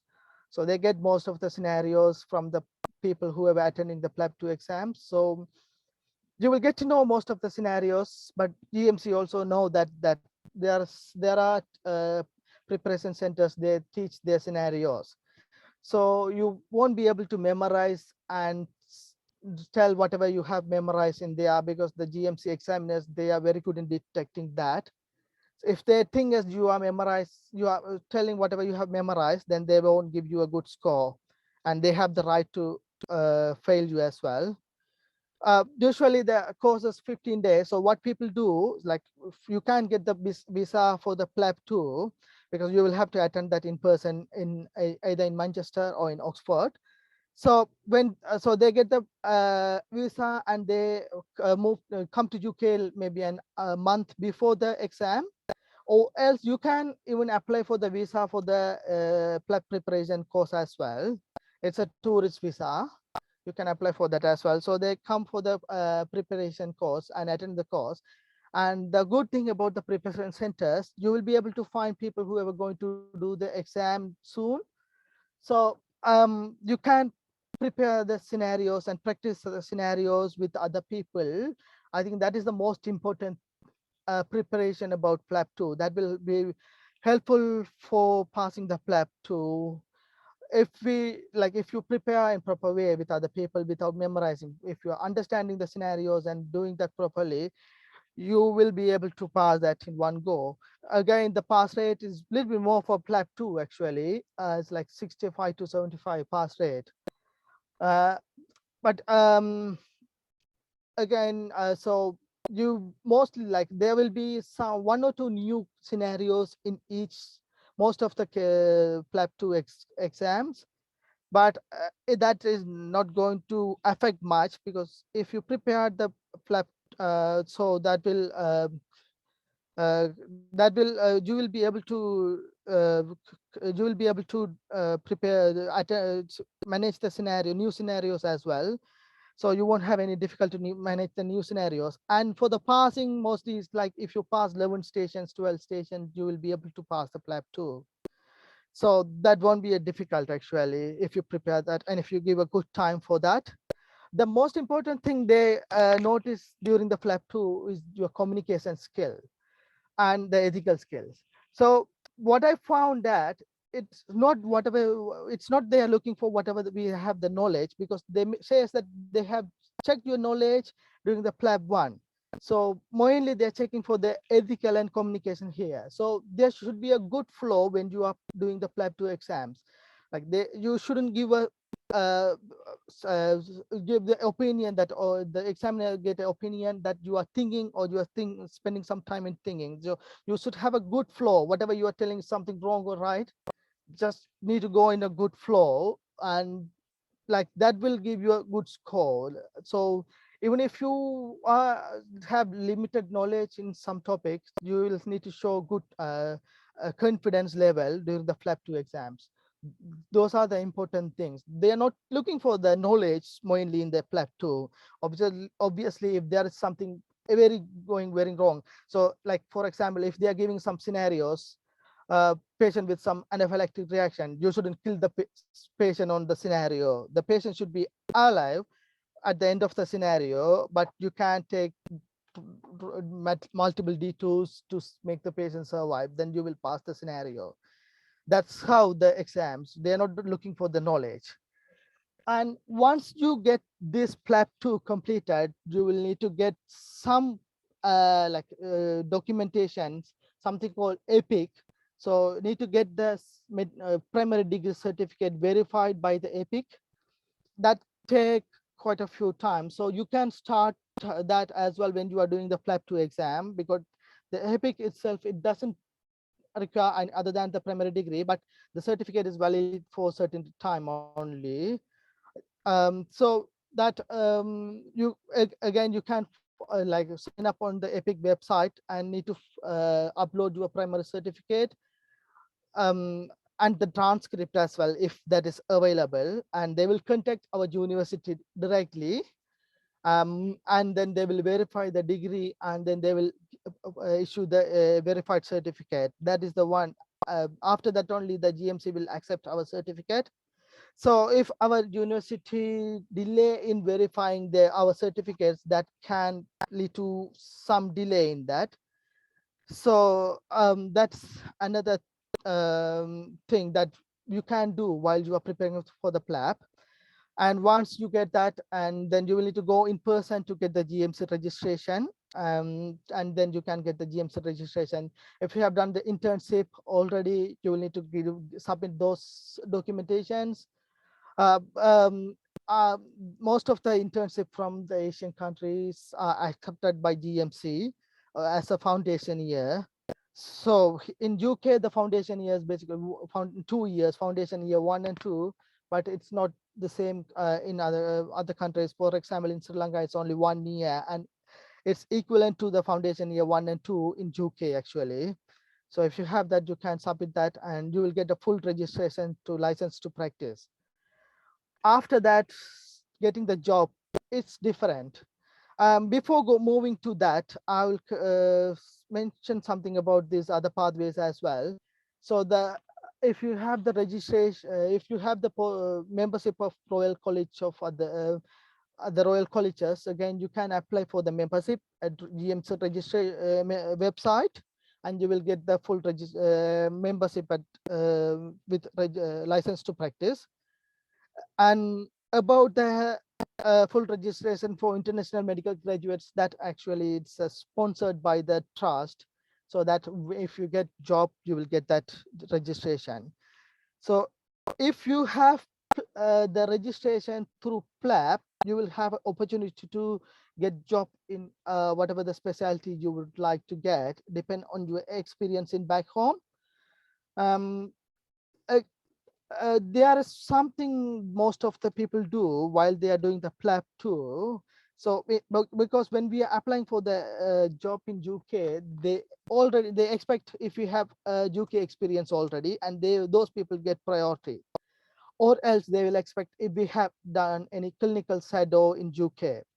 So what people do when they come for the flap 2 exams, because it's a 6-month tourist visa they get, so they contact the hospitals to do some 2 weeks shadowing, clinical shadowing. That will give a opportunity to get to know the consultants in UK, and like majority of the people who get jobs within the same trust where they do the clinical shadowing actually. So, and also the consultant, whoever you are doing the shadowing with them, they will be able to give you the reference. And when you have the reference from UK consultants, you will get more priority when they shortlist for the job. So you can consider that doing that shadowing as well. There are some hospitals who require some payments for that and some procedures, legal procedures, the security clearance as well. But some hospital they offer for free as well. It's depend on who the consultant or HR department we are contacting. But you can, if you have friends or some relative in UK who are already in NHS, you can ask through them. They will be able to guide you on, like help you regarding the that.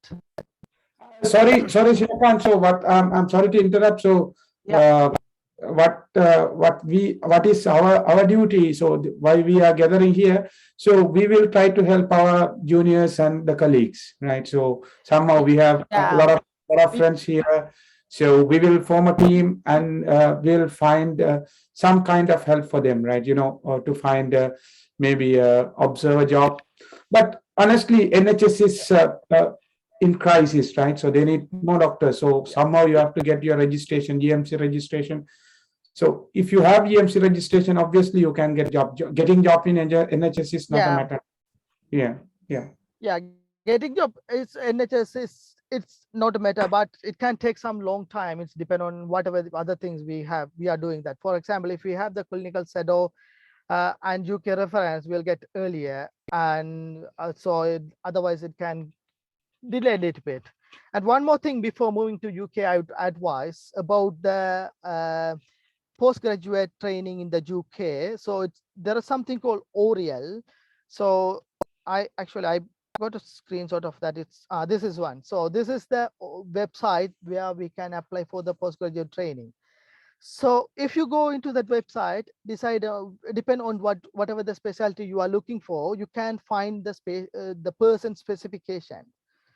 And I would advise, because most of the consultants in back home, they are UK recognized. So you can get that person's specification signed off by the consultants in back home before moving here. Because once you move to UK, is everyone going to be new for you. So they will need to evaluate you before signing this.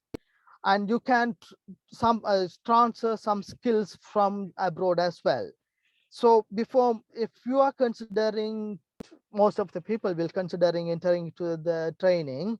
So check the person specifications and then work on that before moving to UK as well. Actually, we can do that from the time we are doing the final MBBS or final year medical degree, because most of the things we can sign off during the final year. And there are people says that it's difficult to get into the training in UK. That's, I think, is mainly because of we don't look into this person's specifications and we don't get that signed off. We will have done most of the things in back home, but we won't have evidence for that. In UK, you will need a proper evidence for everything. So that's the thing will be valuable. So what happened in UK, so they will know all this. So whoever studying in UK, they will prepare everything and they will have signed off and they will have a proper evidence for whatever they are doing. So when I apply for this, so the postgraduate is the selection for the persons based on scoring system. And for some specialties, they do a screening exams as well. For example, GP, A&E, neurosurgery, psychiatric, you will to do something called MSRA, multi-specialty recruitment assessment. And like for surgery, so those things they do only based on the scoring system. So the scoring system is not on the exams actually. So even for the exam, for the specialties where they have exam, they do the scoring system after the exam. So it's depend on how many publications we have published in journals and how many research we have done and how many procedures we have done. So we'll need to upload all these in the ORIAL. So when you are preparing for the migration, go through this person specification, whatever the specialty you would like to get into, and work on that as well. And if you do that, I have seen my colleague here, they came as a trust grade, and within like 6 months they got into the training and moved into the training as well. And I also got into the training after 1 year. But I didn't know about the training procedure on the first year, so I didn't apply properly on the first year, and I applied second year and got into the training. So it's like if you work on that properly, then you can get into the training. It's not going to be difficult. It's You will need to have a proper evidence for whatever we have done, depend on the person's specifications. And so other than that, when you move to UK, the living in UK, you can bring the family easily. So if you are coming in Tier 2 visa, your partner can come in Tier 2 dependent visa. When they come in Tier 2 dependent visa, there's a small trick in that the partner won't be able to do the training in UK if they want to get into the training. They can apply for the training jet, but once they get the training, they will need to get a new visa, again Tier 2 visa, because the Tier 2 dependent visa doesn't allow training in the UK. And you will be able to bring your children as well easily, because most of the salary scale will be enough to bring your children. And the life in UK is like, if you are living within the London, the expense is quite high. Main expense in the UK is the house rent. So if we are going outside of the London, the house rent will drop significantly. Like for example, if you are living in the London, it's better both of, like if you are a family, both of the family members need work, or if you are alone, you will be able to manage without any economical problem, actually financial problem, you will be able to manage. But if you are living in somewhere like outside, like 2 hours away from London, you'll be able to manage with one person salary, even if you have a family. And you will be able to save some money as well with one person salary. Other than that, in getting holidays in UK, like when you are working, if you're working as a junior doctor, the schedule will be quite tough compared to back homes, because we won't be able to get annual leaves longer than 2 weeks in a row. Sometimes, like if we are on call on certain days, that again we won't be able to get annual leave on those days as well. So that will be something quite tricky compared to a back home. And usually we'll get like 25 days annual leave. And if you are working more than 5 years in a NHS, you will get, I think it's like 7 additional days, 32 days, something. Other than that, there's everyone will be helpful there. You won't see much racism in UK hospitals, because most of the hospitals like you can find from various countries, like Asian, Africans, and like even like from Australia, USA. Like the NHS is combining a lot of people from different countries, so you won't find much racism about working in the environment. And most of the places you will be find helpful, especially when you are new here. So the work schedule can be stressful, but the working environment not stressful most of the times. And that's the main thing we can tell about UK. And if you have any questions, I can try to answer. I had worked on like lots of things about this UK training and the enrollment, and talked to multiple friends to get all these ideas, because when I was moving, I didn't have much idea about what do we do here. I will try to answer some of your questions, so that will make clear as well. Let me see. Yeah, and before go to the discussion, so as we discussed earlier, we'll form a team. So I have discussed with couple of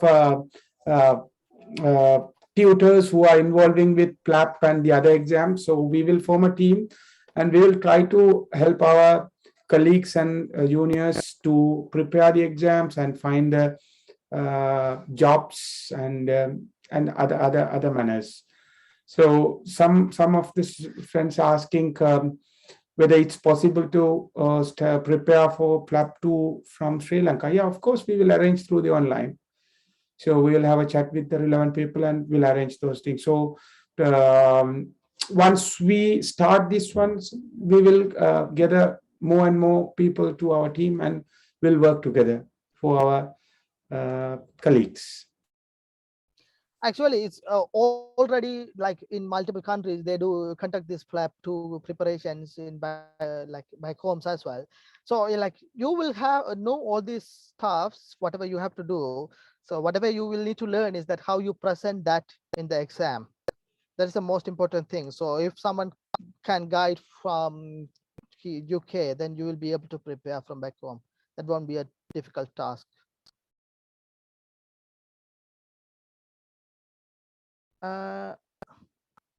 Any, where's the question start, Raju? Okay, let's go from bottom. What is the difference between entering through PLAP and MRCP? So you will get GM's registration. So what happened when you get the first job? If you have the MRCP, you will be like mostly getting a job related to whatever the MRCP, if you are a physician, you will get a medical related job. And if you have a MRCP, during the enrollment, you will get a senior grade. And if you are a PLAP, then it's depend on your experience, you will get whatever the grade, like the junior grade or senior grade. But if you are a MRCP or Royal College membership, you will get sometimes they call it a senior clinical fellow or specialty registrars, like the senior grade. And it will be your specialty. One thing is that because you will need to find a job within your specialty, so that something can be taking time consuming, but it won't be an impossible task, I would say.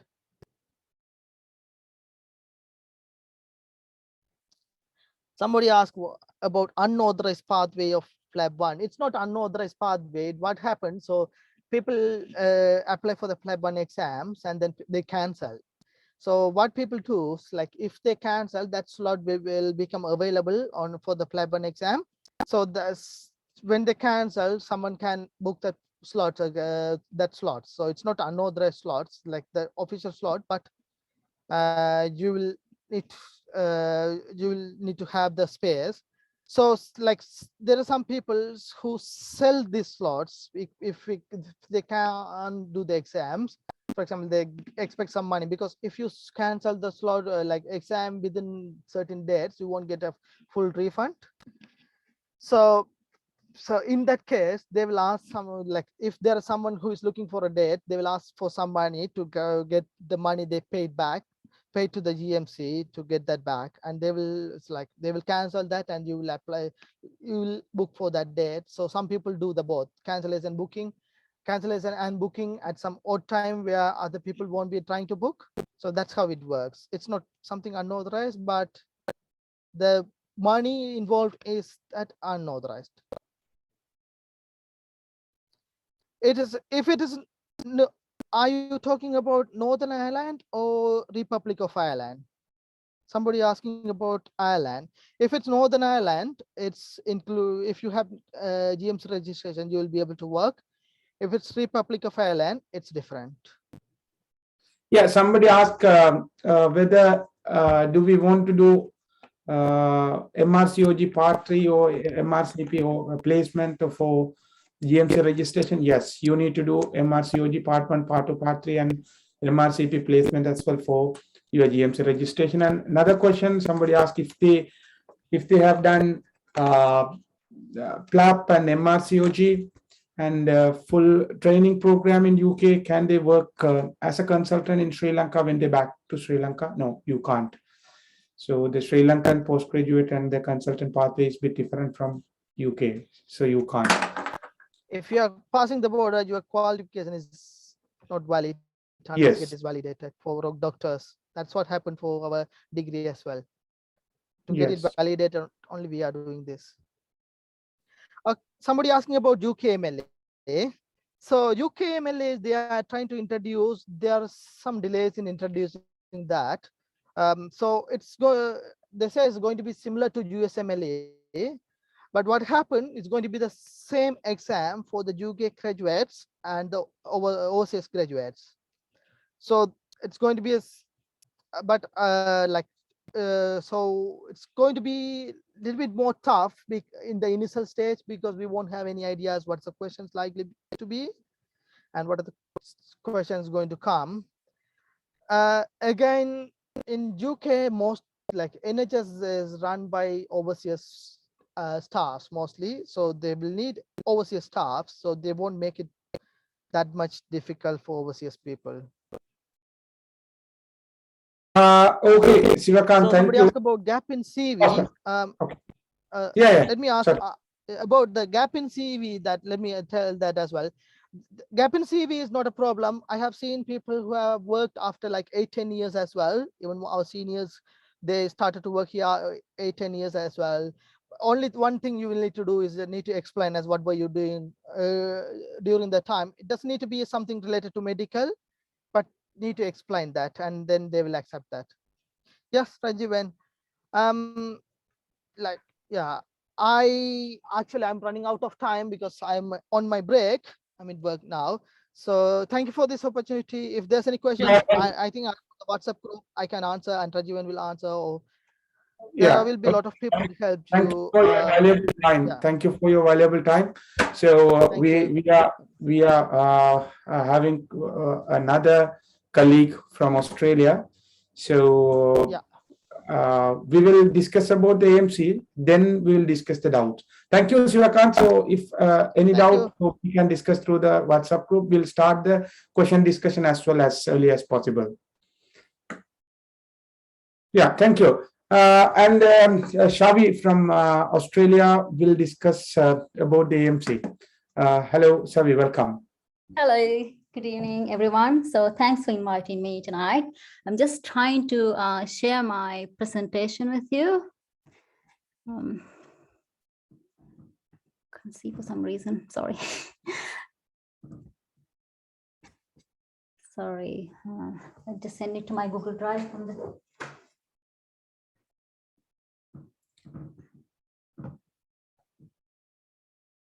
Sorry about that.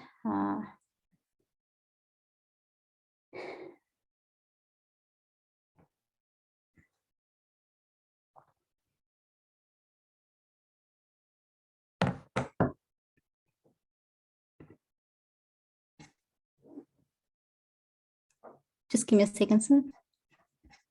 You there? Hello?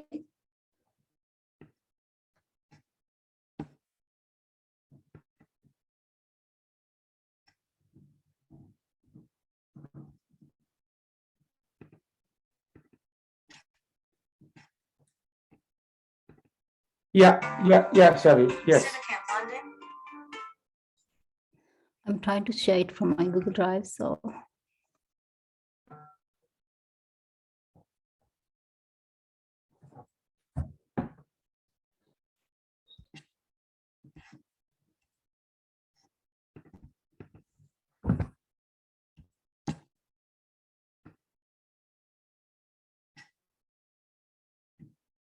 That's okay, I'll come with my phone then.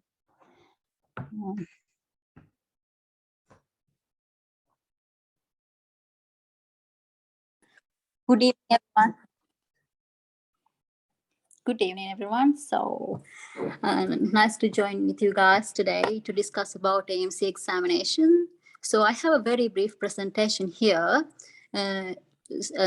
showing you how should you register with AMC and to go through the examination process and secure a job in the system. Let's go to the different registration pathways. So there are three registration pathways. So standard, competent, and specialist pathways. So the pathway I went through is standard pathway, as you can see. And most of the people who come from overseas, they have to go through the standard pathway because they don't have enough qualifications. Like sometimes they need like 5 years of experience as a consultant or, in consultant. So like not all the doctors can get into the specialist pathway here in Australia. So when you go to registration pathways, let's go with standard pathway first. So so for IMGs who have primary MBBS or MD recognized by the Australian Medical Council, they can apply with the AMC. So there's a VDOMS.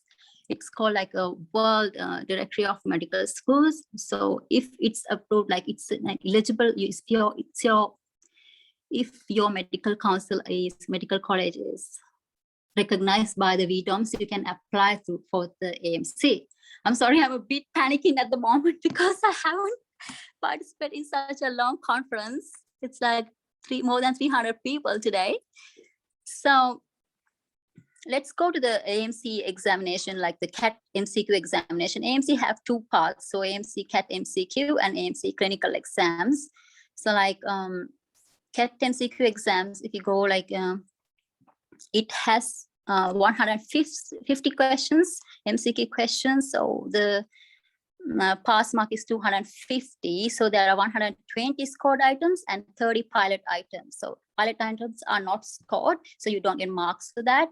So the components are like adult health medicine, adult surgery, and obs-gynae, child health, mental health, and population health. So as you can see, can you see the numbers? 35, 25, all these numbers. So total is 120. To practice, like you can practice for the MCQ exam by using some references. So like AMC textbook from online store, or you can buy it from a friend or someone else. So it costs like 275 Australian dollars. And if you want that, most of the people have a soft copy of it. Even I must be having one in my file, so I can provide you with that soft copy. I need to just check on that. And other than this handbook, we have some MCQ bridging courses like Health Education Australia Limited and Alan Roberts International. So I think we have discussed it some time ago as well, because this is my third time doing the conference.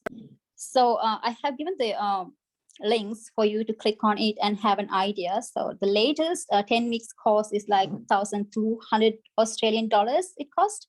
And Alan Roberts has like a live broadcasting one for 6 weeks around, I think it was around $3,000. So other than that, we can also do some Q banks like AMC Q Bank and Influx Q Bank. So those are the links for those Q banks for you. And also for AMC exam, there's like Facebook groups. I've told you already, like Amdex group. And it's a must for you to do some recourse for like about 6 months. The more the recourse you do, the better for yourself. So you get hang of it, and you will definitely get a higher score. As you know, the passing mark is 250. So if you climb up more than 250, that will be really great. And for both AMC Part 1 and Part 2, we can get reference from John Murtaugh. So the latest edition will be the best edition. And I have here the link again for that book. And if you go to Part 2 examination, you have this clinical book that you need to really do all the cases from this group, from this book. And this costs around $275. And I'm not sure where you can buy it. In Australia, you can buy it, but it's almost I can see in Australian like Facebook groups. And I don't know if you're writing something. I can see that someone dropped a message. I can't see it because I'm using my phone. Earlier, I was using my Mac. So I'm a bit like, I can't really see what you're writing. Sorry about that, but I'll definitely get back to you if you ask me questions. So like clinical exam wise, the mostly used study material is Karen's notes. Like everyone has it again. So Karen's notes contain like, it's like recalls for like about 10-15 years, I believe.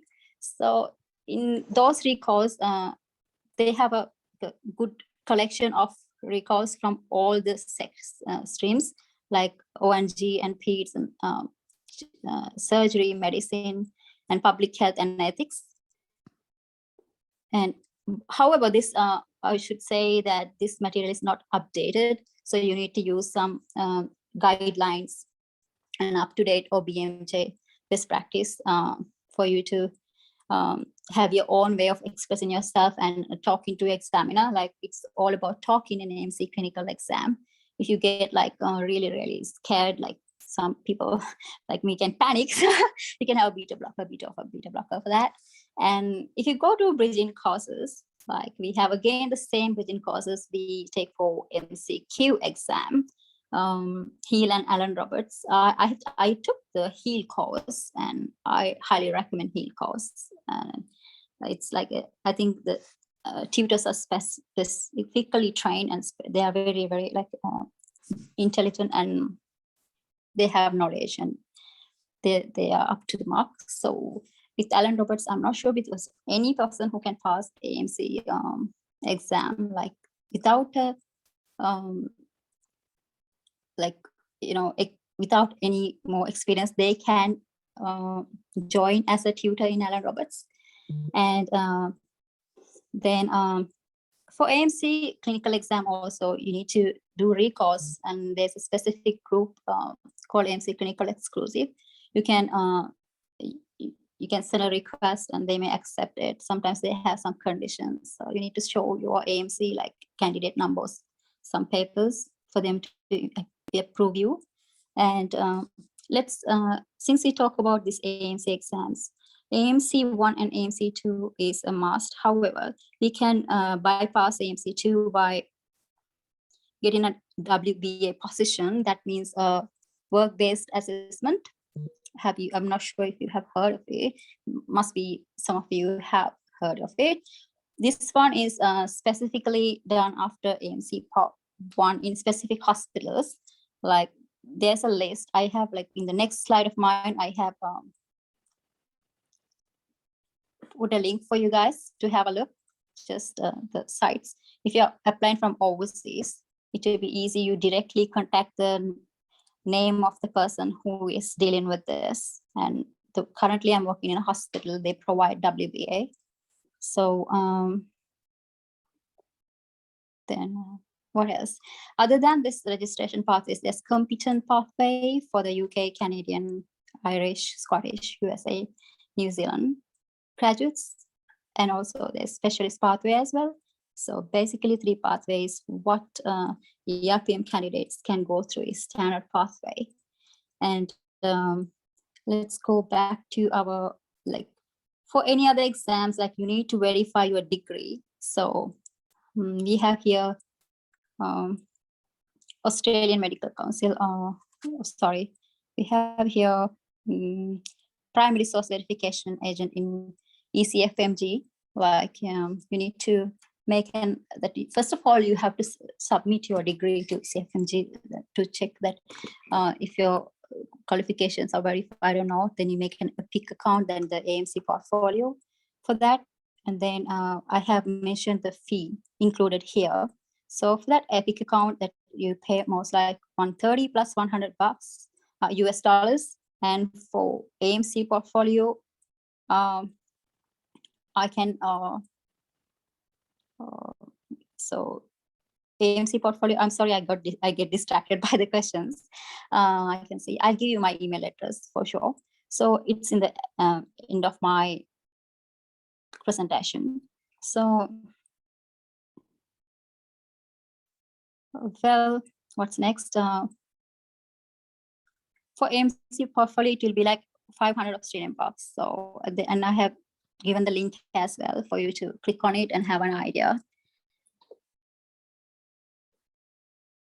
So basically, once you apply for an ECFMG, that when you're creating an EPIC account, it will take around 2 to 3 working days for you to get an EPIC ID.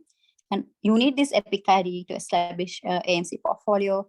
And after that, you will be given an AMC candidate number within like 3 to 5 working days.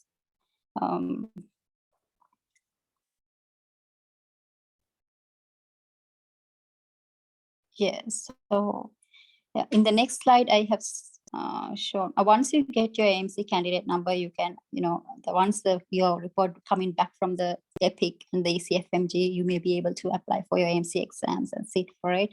And there are specific event dates for. I didn't know I'm not on video. Sorry. So.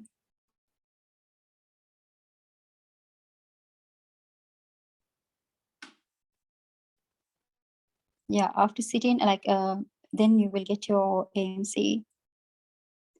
When you sit, there are specific AMC centers. Unfortunately, both the exams are not held in Australia.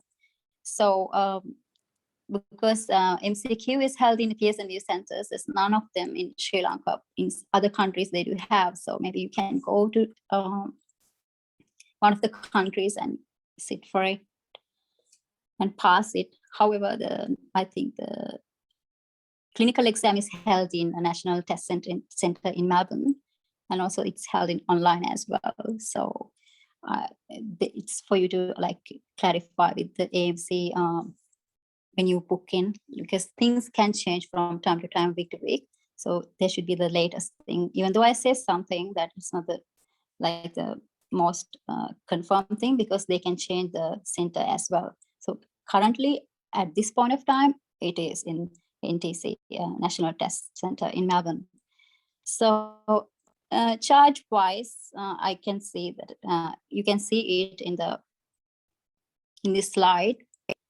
So it's 500 for the portfolio and 2,720 for the CAT, and clinical is 3,530, and WBA 650, AMC is 300. So when you pass both part A and 2, you will get the AMC certificate.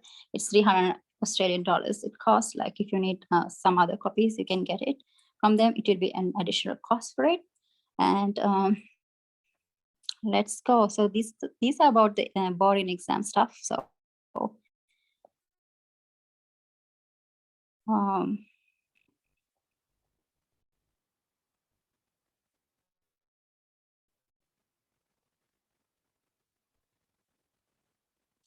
all right, let's talk about after passing AMC life. Well, it's I really advise you to apply as soon as possible for the jobs and have a very good CV, because the CV is not read by a doctor or someone first. It's read by the it's picked by an HR person. So what she looks at it, like if you have any gaps, or you are up to date with your CPD points, or whatever the qualification you have, and the more how many procedures you are capable of doing, competent with. And then so have a good CV. Also prepare for your interviews. It's more or less like like AMC MCQ exams, the cases. Like in my exam, I got like my interview, I got like sepsis, and I forgot that they basically asked the introductory and the questions. So we prepare for that as well. So there are specific like questions they can ask. You need to prepare, otherwise you can mess it up when you get panic, especially. And standard CV format I would like to go through.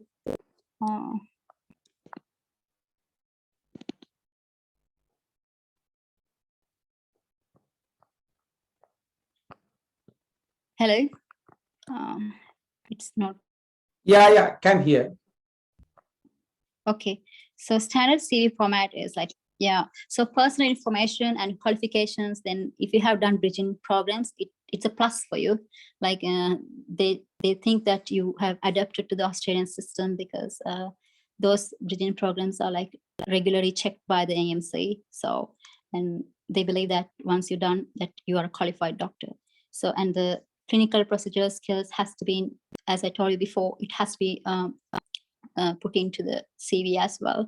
And work and practice history and gaps in work and practice history, and also registration history if you have like references and publications, and also some conferences if you have attended.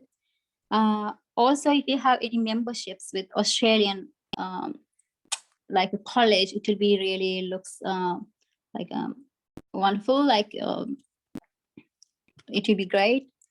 And because like I have written them in the next slide as what CPD courses you can do. So CPD courses are like down. The Think GP one, the one I usually regularly do because I want to become a JP once I practice for a while. And then so you can go there and do some free stuff in CPD activities, and go to RSCGP membership one. And it's handy to have one because they look, if you are really keen into Australian system to understand Australian culture, because if you go to Northern Territory or central part of Australia, there's plenty of Australian Aboriginal and Torres Strait Islanders. So they believe that you have like all like overall like approach for the Australian community. So what you can really contribute to them. And so, all right. So life in Australia, how will I say, like it's better in every aspect, and you know, every like many dimensions of well-being relative to other countries. So like the salary is like Australia outperform, like Australia has good salary like status, and basically in the first year you can't really earn much. Like it's like maximum of like it can go up to 90 to 100,000 like basic. And if you work on the best thing, the good news is like if you work on Saturday or Sunday, that means weekends or public holidays, you get more salary on those days, like double salary on a Sunday or public holiday. Even if you don't go to the work, you get salary on public holiday. And compared to Sri Lanka, I haven't worked in Sri Lanka, so it's like it's not like you work 24/7, 365 days, and you work and you get enough rest. So even before your next shift, you have to have official rest time to go to work next day. So I think that is something good for you guys. Everyone is like, all right. Okay, so well, also once you finish your first year, that means that every foreign graduate here in Australia should start with level 1 or level 2 as a level 1 or level 2 doctor. That means it's the registered, like the supervision level. So in level 1 supervision, either intern or a freshly graduate, you know, from freshly graduate IMG could be in that category. So he's a level 1 doctor. But if so, you have experience back home, that means you can get into like level 2 position. Once you're done with either way, whether you are level 1 or level 2, the first year, like you call is an intern for a local ones, JHO for a IMG. IMGs cannot get a internship here in Australia. It's close to impossible. And it's very unlikely that you can get a position in Australia as an intern. So your first year will be a JHO. Intern is called JHO as well. After JHO, you are promoted to SHO. After that, after 1 year, I mean, so at that time you have general registration. So you can decide if you have completed your pediatrics term and the ONG term, you can go into like kind of GP training. You can like I have finished those rotations as well. So, but I haven't stepped into the GP pathway at this point of time because I have some commitments and all. And then either you get, when you get general registration, either you can go to like go to this GP pathway, or you can go to BPT, basic physician training. And in that you will have a lot of jobs as a registrar. It's a bit hard task, and it's a bit, with so many so many responsibilities, and you can go in that pathway and one day become a physician. And I must tell you, there's no hard and fast rule in here in the system. Like, it depends on if they think that you are a good doctor, that honest, and you you are capable of doing tasks. The first thing is, like, for an IMG, the first year IMG, they have to be a safe doctor. It doesn't mean you need to know each and everything. So you can all the time, what they mean by safe is, always, if you're unsure, you can ask your registrar. So that's a good point, that you can say, like, discuss with Dr. So-and-so, and the plan as per registrar is this. So you won't get into troubles if you're really unsure. Make sure that you don't do something really stupid, and that you just document whatever you do. And so that's it. And then yeah, and what else when you're working? And one more thing I would like to add: once you have general registration, you can go to do locum job as well. So I told you, like, at the beginning, that a junior doctor earns very little, like 80, 90, $100,000. So, however, when you're doing locum, you can get good salary, and that includes, like, sometimes, like, I get some emails about $270 per hour, or in emergency department in somewhere in the night job. So it depends on where you work and at what time you're working. So, and some jobs, they give like $120, $140, $150 per hour. So basically, as a locum doctor, you can earn like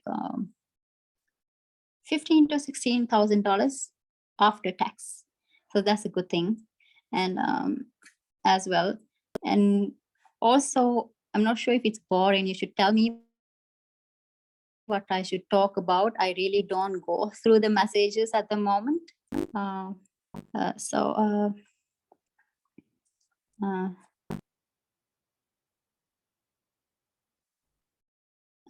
Okay. What was it? I'm going to your question. If you have experience with ERPMs, can you draw any comparison with CAT density? Oh, okay, cool. So for that question, because I did my ERPM after passing AMC. So like,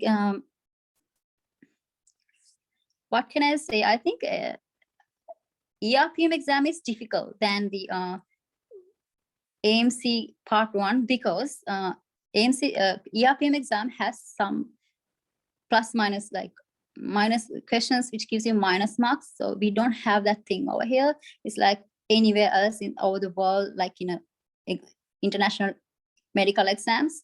So we only have SBAs, the best answer. So we go with that.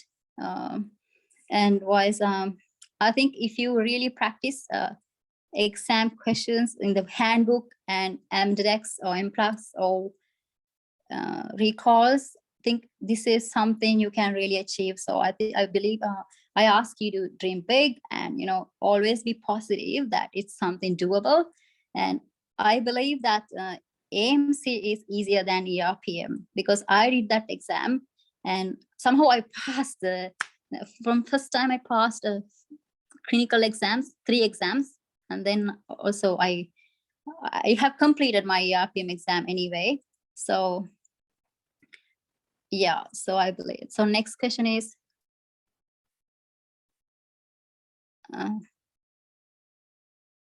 someone says they have GMC registration. Do I need to do AMC again? I don't think you need to do that.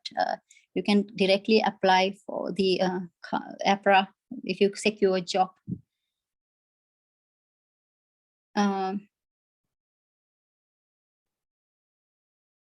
Emergency post, it's Chintana asked, Chintana asked about trainee salary, please, emergency post.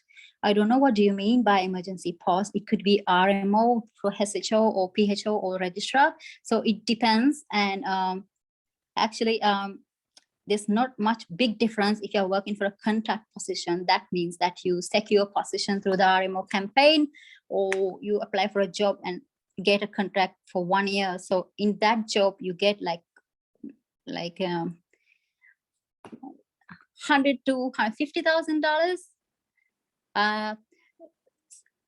If you can be very specific about your question, I can say that you can email me afterwards after this presentation. So I'll be so precise with you other than telling you something incorrect. And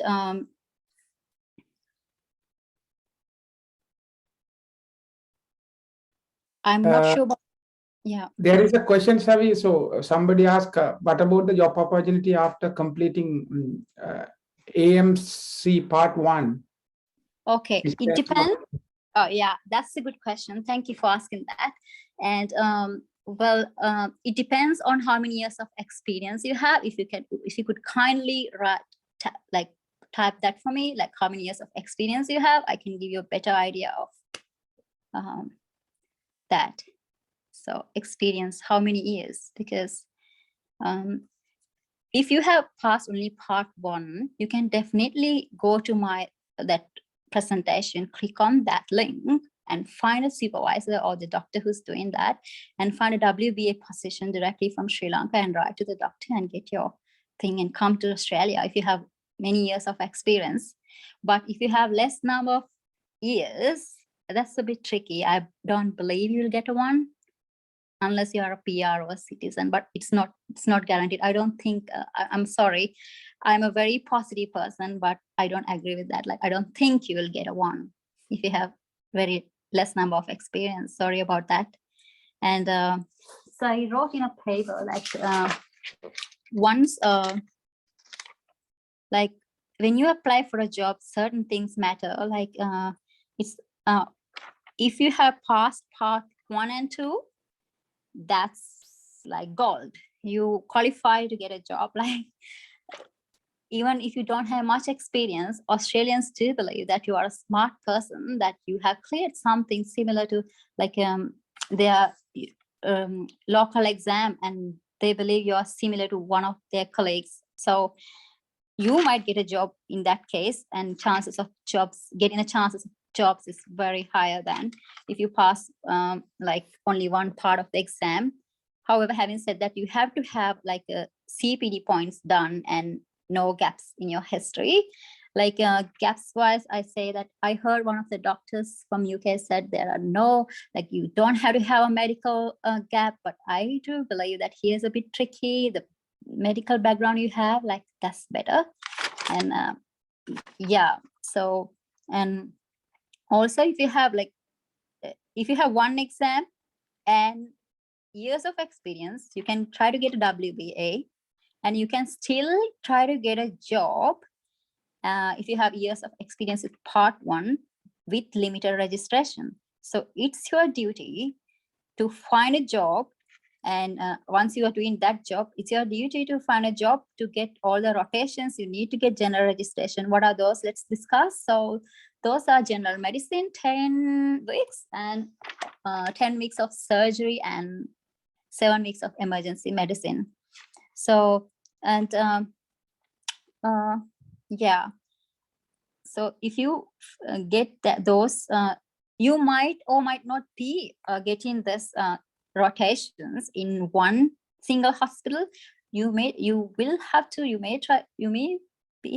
to find it in different hospitals, or there are some hospitals which provide all the rotations for you.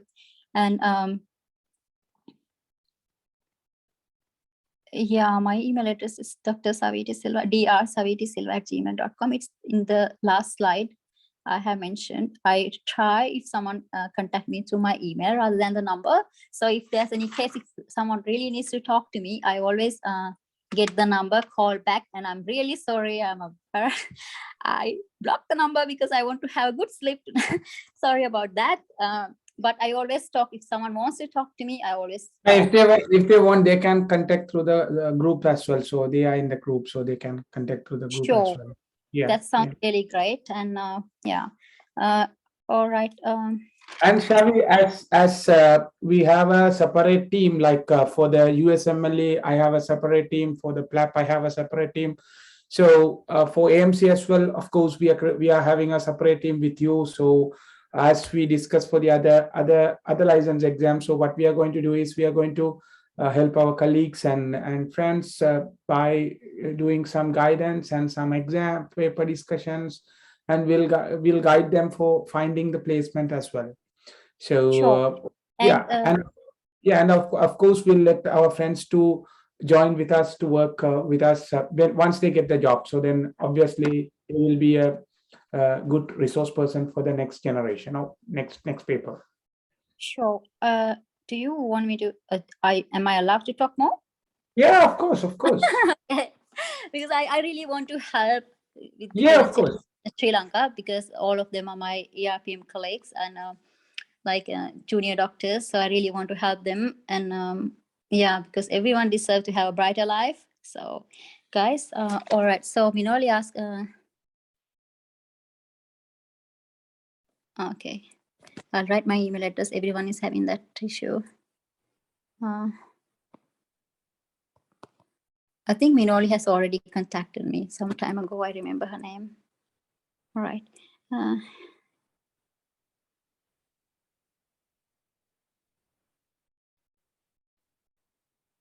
Yeah, Shasidar asked me a question about the gap. After passing stage 1, if we have family in Aussie, is it easier to live in Aussie and then do stage part 2? So it's yes and no both. There's no black and white answer. It's a gray zone, like, because they might tell you, oh, you have a gap, so you might have to go back to the country of origin and do your internship and come back. So not internship, I mean to get more practice and come back. Sorry for that. And yeah, someone asked me, volunteering will help our application as a all. Of course, definitely. And make sure that you don't waste on your volunteering much, because you need to prepare for your exam as well. Once you pass part A and 2, there will be always a chance for you to get like, but try to work it out. Like volunteering, you don't have to volunteer 24/7, like few days, like just to, what do I say, like to make your CV nicer. And do you have any other questions? You can write it down for me here. I can answer. So sorry about my computer thing, and I don't know what happened, and I couldn't share it from my Mac, so I'm with the phone. Seems like there are no questions. I wanted to tell some other stuff as well. And I remember someone told today that there's a number of times you can attempt, but in Australia, the good news is you don't have to worry about that. You pass. No one's gonna go into your privacy and reach and say that how many times you sat the exam, which is good. And it's yeah, and there's English. There's English language requirement for AMC. So the latest requirement I checked, it was like IELTS academic 7 in each 4 components, and OET 4Bs or above. And if you have passed PLAB or NSREX, that's a New Zealand exam, I think it's a good one as well. Like it will cover your English proficiency as well. So it's Dr. Savi De Silva at gmail.com. Dr. Savi De Silva at gmail.com. All right. Does a gap between date of degree and date of completion of ERPM matter? ERPM, where this ERPM comes from here to the picture. Okay. Not really. If you have practiced,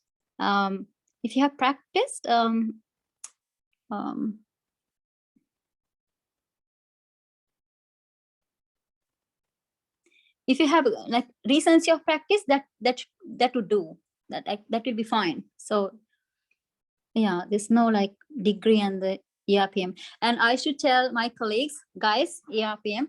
So you have a good chance, like if you don't get have always plan A and B, like many options, many doors open for your career. So if you have a chance to go back to the country where you did your degree and do your internship, and because things get delayed in Sri Lanka, I think it will be a like fancy idea that you should go and you do this thing and come back.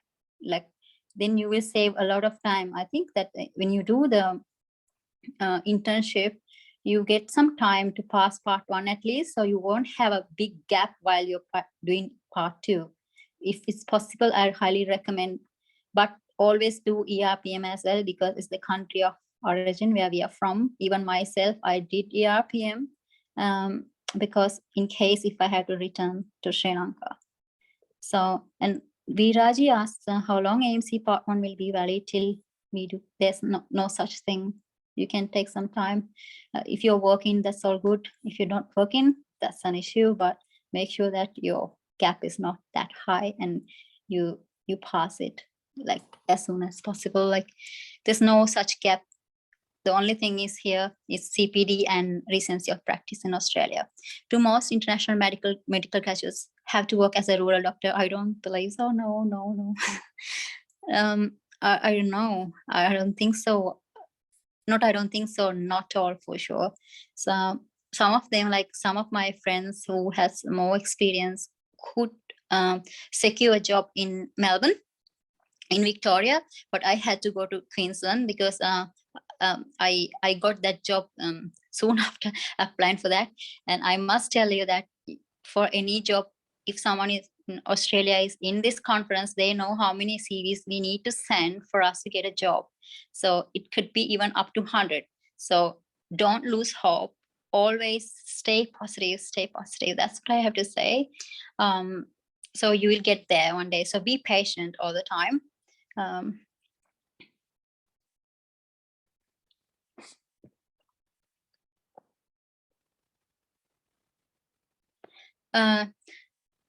No, you Chatu Kavin, and you don't need AMC for sit for AMC part 1 or 2.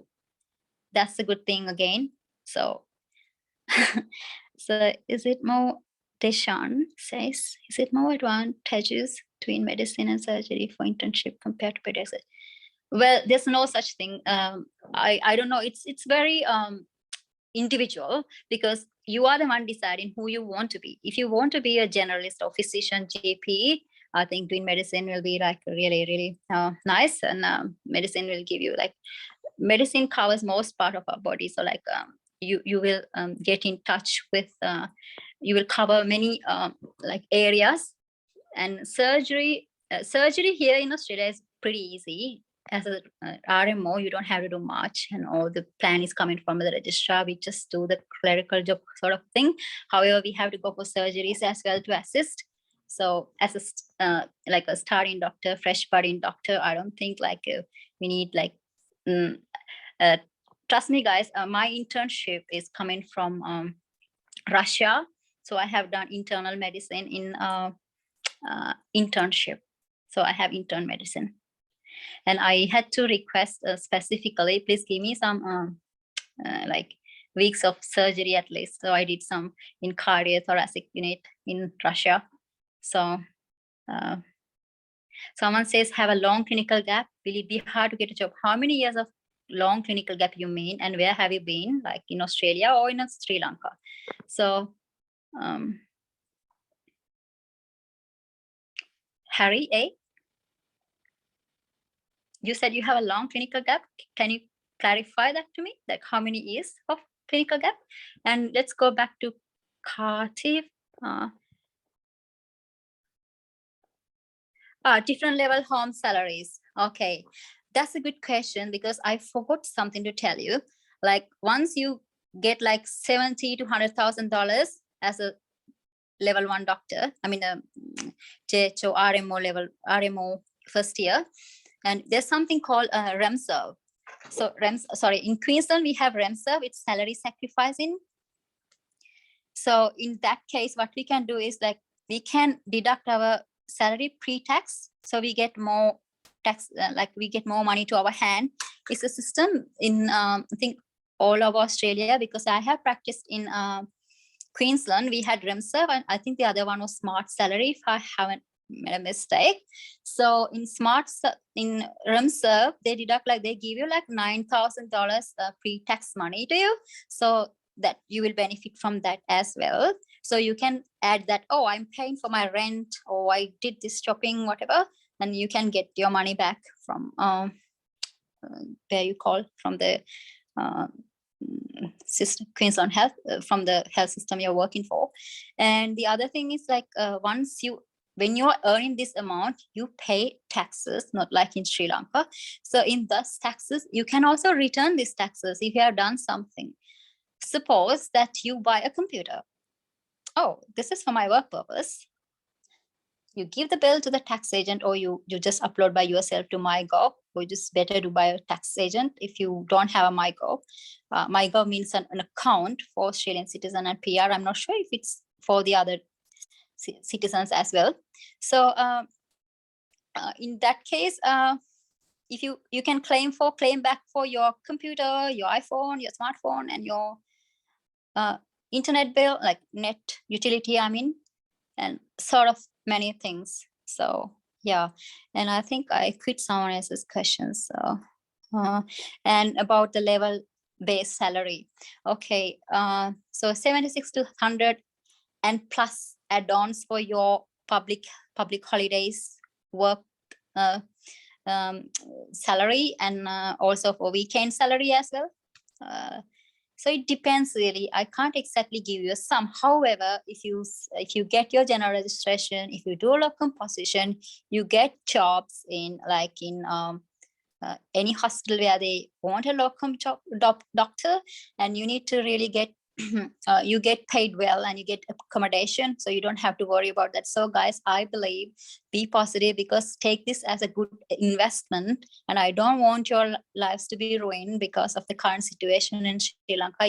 Your parents have invested something for you, and you really have to come out of this stick somehow. So keep faith and do these exams as soon as possible, so you will get there somewhere. There should be always light at the end of the tunnel. So there's take home salary. So yeah, so I can't tell you without you telling me the positions. Consultant earns a lot. Like I once got a locum position for, I told you, I think just now, some time ago, like ED SRMO position, like SHO position, it was like $270 per hour. So but it's very individual. I don't want to work in the nighttime in ED for that money, you know. It depends, whoever it depends on the person. If you want money, you go and work on your weekday and in the nighttime. So someone, Ginoki Pereira, Marco part 1, is there any chance to get a job in UK? I'm very sorry, I don't know things about UK. I'm based in Australia and in the health system. Sorry about that. Post-intern 2 years of experience. Amila Pemeratna. So 2 years of experience, what would be possibility of second job after ANC part 1? Well, 2 years experience is a bit tricky.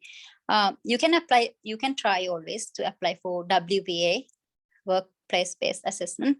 And it's about like a game. You need to really take the risk and apply for it. It's 600, I think, how much dollars it was, like a WBA, like I'm not sure. So I wrote it there on the thing.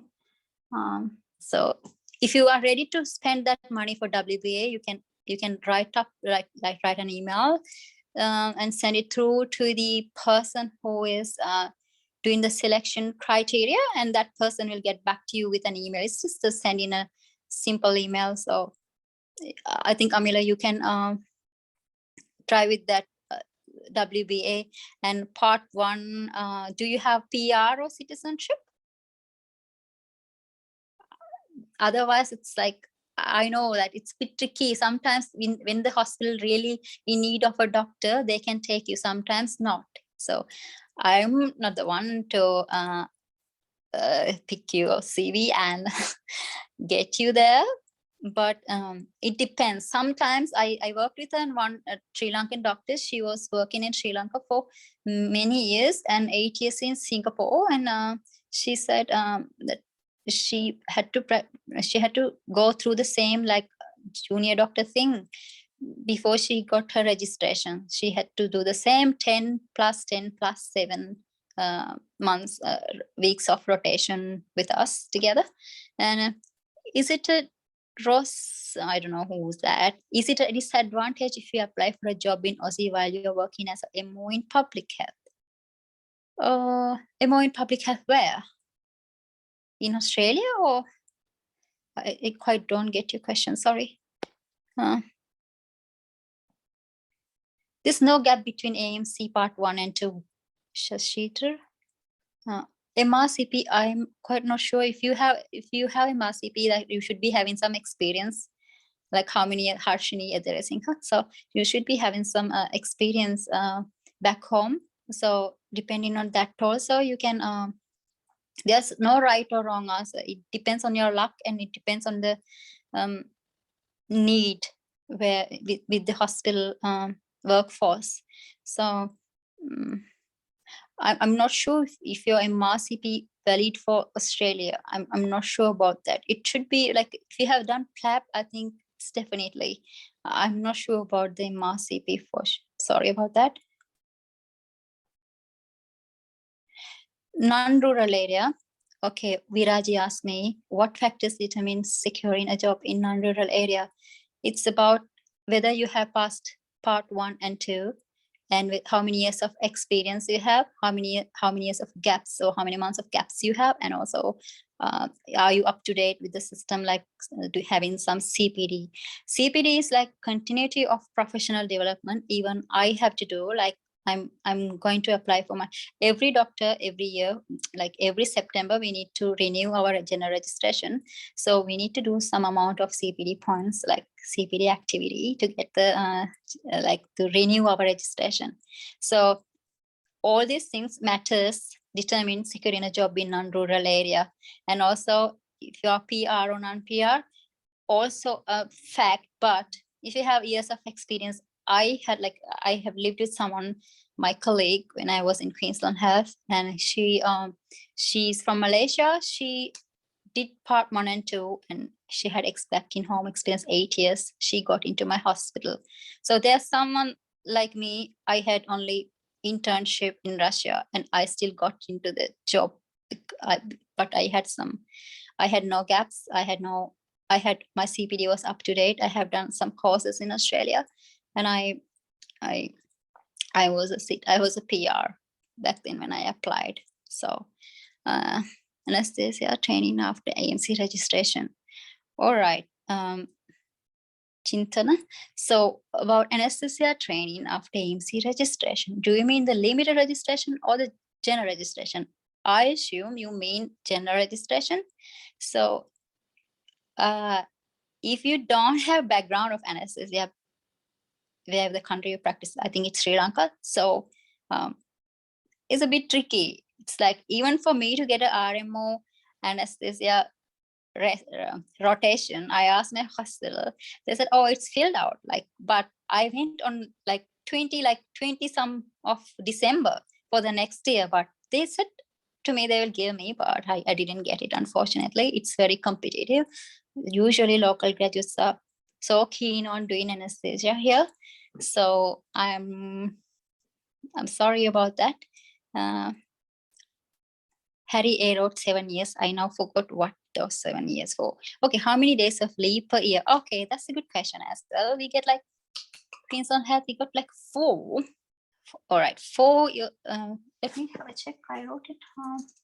4 years. Sorry, it's 4 weeks of annual leave.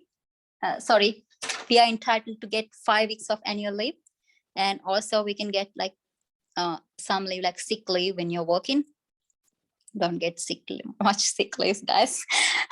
So you can get like 7. Like you need to cover it every cycle. Like it goes minus, then it comes up to plus, then you can again go. Then you have no pay leave, and you also have stress related leave.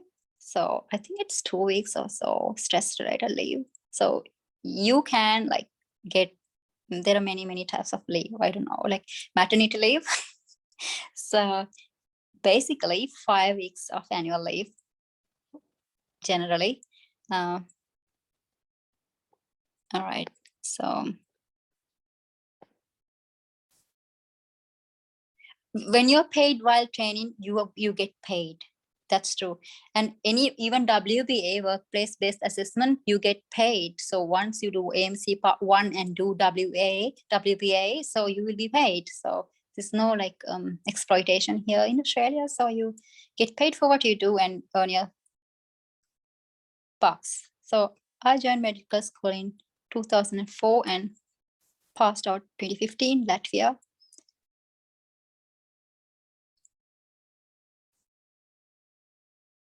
All right. So I think you have 5 years of experience in Harry. You have 5 years of experience back in Latvia. So you can show AMC that you have worked in Latvia. So that's a good thing. So why you worried about ERPM now? Why don't you directly apply for part 1 and 2? So you have done seems like you've done your internship there. So that's a good thing. 5 years is a significance. Yeah, of course, 5 years of working experience is good. This for the advantage if you apply for a job in Aussie while working as that I don't know what is it. It's about, there is this skilled occupation list. You need to go through the visa, the immigration. So how you do these things is you pass part 1. I'm talking to Nethuki Himaya. So you complete first. To get PR, you have to have a job, or there should be someone to sponsor you, right? So to someone to sponsor you, you need to get a job. So to get a job, you need to pass exams. So this is the other way around. You pass part 1 and 2, and then you write to many hospitals, plenty of hospitals in Australia. They are in need of doctors. We are short of doctors here. So like you part 1, part 2, you apply for hospital, pass the interview from Sri Lanka, and then they will sponsor you to Australia. In that case, you get here, you practice, hospital will sponsor your visa. I forgot the number. And then after getting general registration, after passing English exam, you can apply for PR. So this is how my Malaysian friends trying to get PR.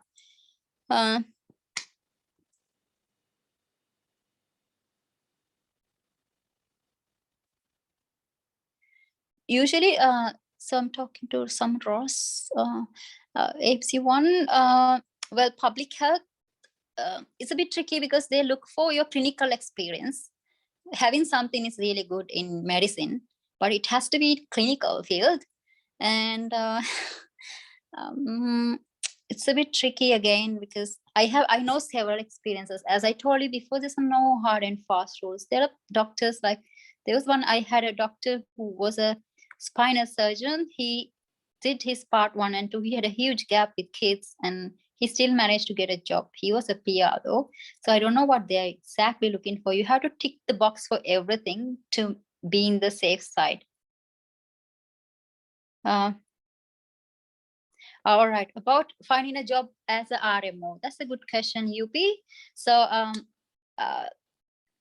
basically, when you pass ERPM or when you pass Sri Lankan final MBBS exam, you directly get a job, right? Here, if you pass AMC, no one is going to give on your plate, hey, take this job. No way. So, well, for that, you need to write to the hospitals. You need to have a bright CV. You send it to the HR and ask them, like, you can even, pull their leg. You can call them and ask, hey, did you receive my CV? And then they will pick your CV. However, those hospital lists you can get from the Google net.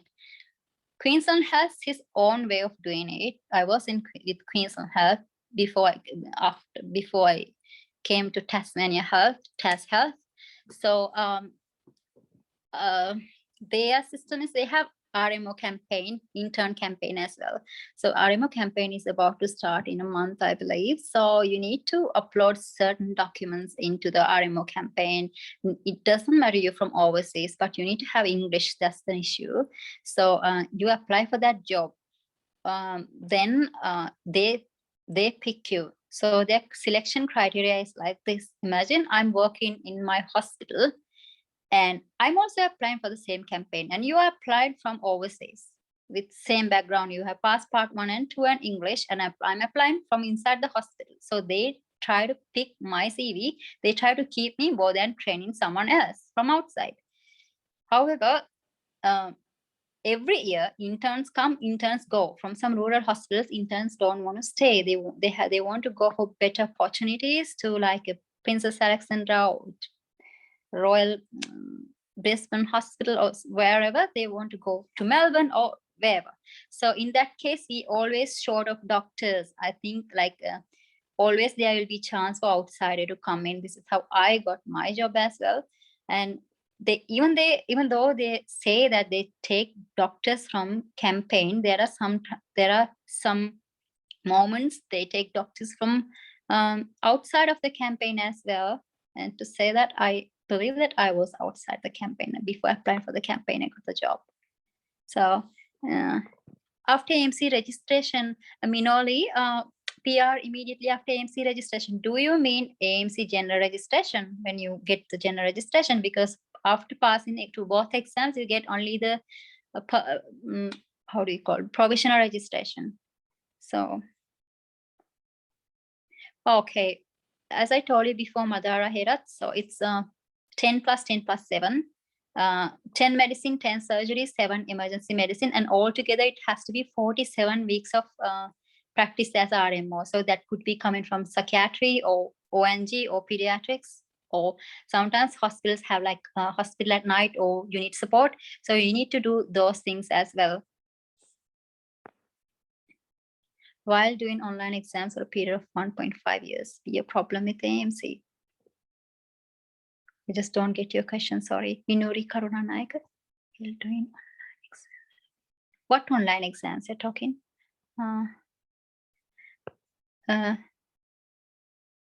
Okay, someone asked, Ali Ahmed asked, can we do a specialization gen search after passing AMC? Like this, I usually don't say negative things. It's still possible. For example, I had a colleague in my hospital. He was asking only the surgery rotations. I heard like recently he got a PHO position. So JHO, SHO, PHO. So once you get into a hospital, if you show your interest to the department and the HR, like the workforce, they will definitely consider your request. And it's quite, I'm quite happy to work here because everyone help each other. Even Ozzy try to help everyone. Like, for example, I'm doing some night jobs these days. So sometimes if I can't do something, I can definitely ask help from my colleague. Or even if I don't ask, they come to help. So we help each other even without having to ask. Courses you need to do, I think SJ, I think I've written that the bridging course, and also I have given you CPD activities. You can do that. You can get RSCGP membership thing.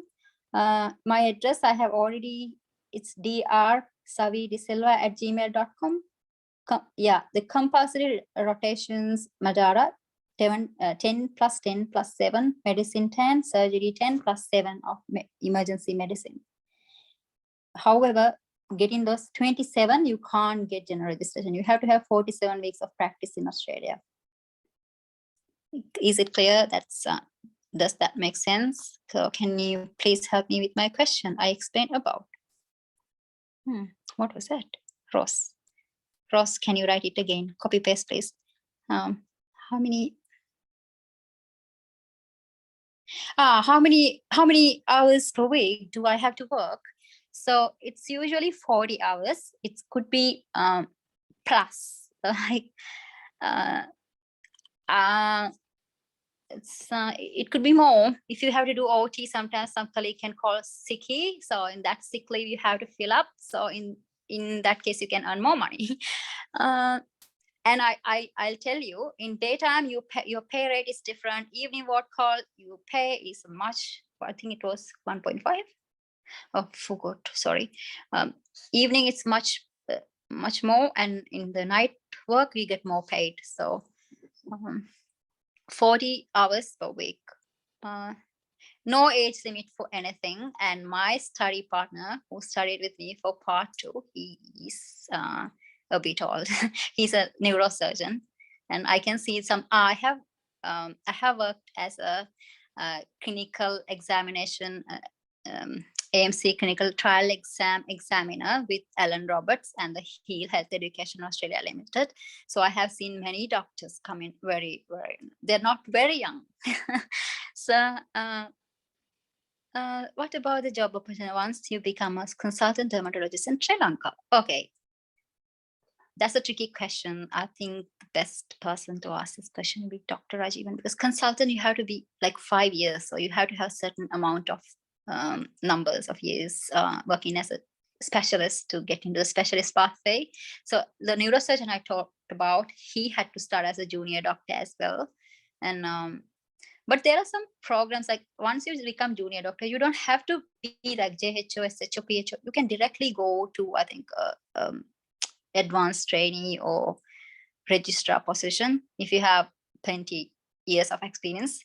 So again, you always have to clarify it with the hospital. So I'm telling you, all the hospital emails are on Google. You can Google it and you can find it, especially go to the hospital side, and sometimes you can ring them up and ask, hey, this is so-and-so, can I get the HR number?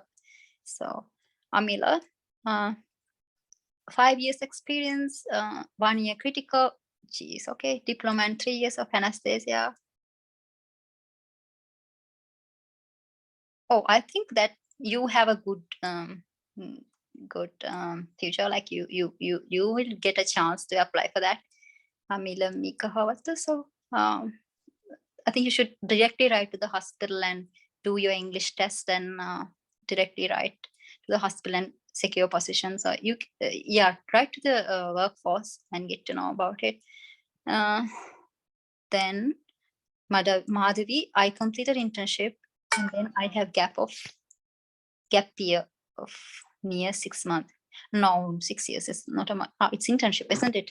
Oh, the issue is like hospital pick up the CV and picks up the CV and they look for your like gap year for near 6 months. APRA won't, even hospital picks it up. APRA won't give you registration. Like there's something called like 3-year thing. Like if you have practiced 3 years, some kind of gap is negotiable and variable. So, but near 6 months, I think you have to work a bit harder, like to do it faster. It for Madhavi and Ravindu. They're outside Australia. If you go to AMC site, it's pretty bad. My computer stuck all of a sudden. And if I can open like AMC site, there are dates and venues for the AMC exam. You please go to the AMC sites. I think. No worries, Shavi, because we are going to continue to do the guidance through our AMC WhatsApp group. So that time we can specifically guide them. So when to apply, how to apply, and we'll do some questions and for the clinicals guidance, those things we can continue to help them. No worries. Okay. Yeah. All right.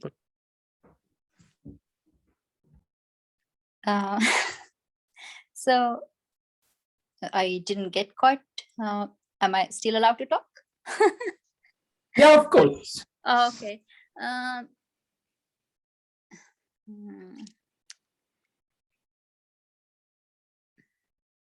For Madhuri, you may or may not have to go back to Sri Lanka. I can't give a clear answer for that because it's what APRA selects. So that's why I'm asking each and every ERPM candidates, like, please, once you pass your final year, once you get your degree, please do part 1 if you really wish to come to Australia.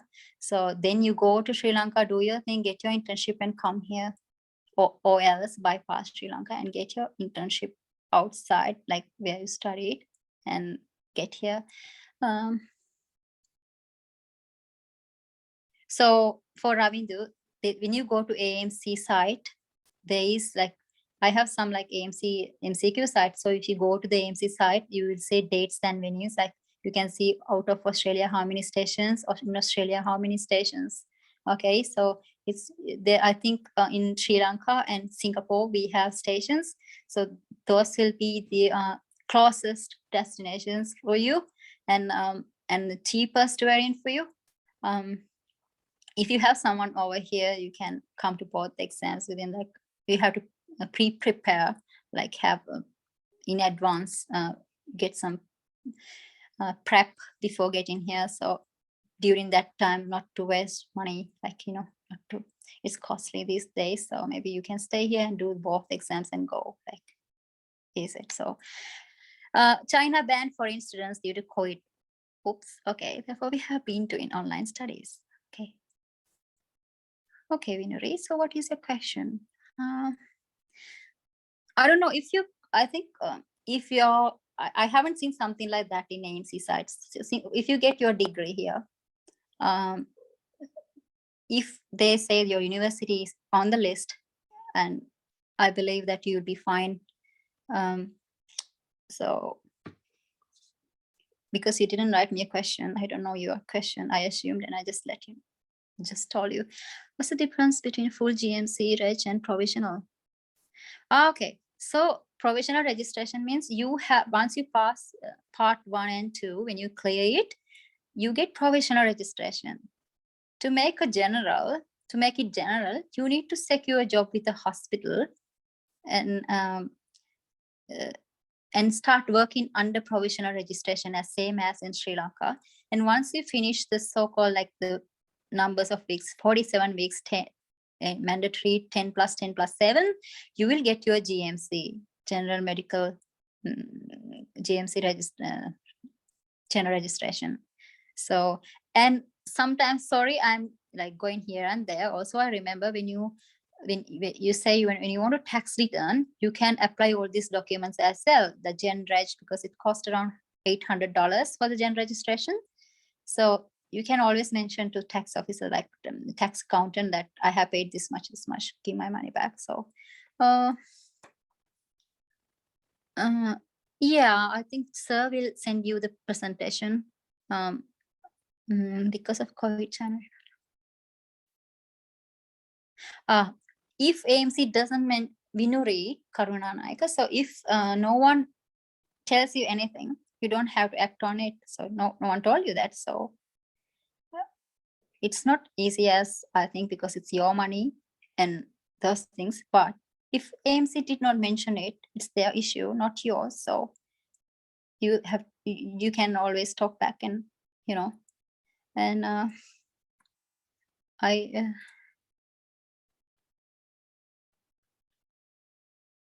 think I answered to Amila already. You have a good chance. SJ,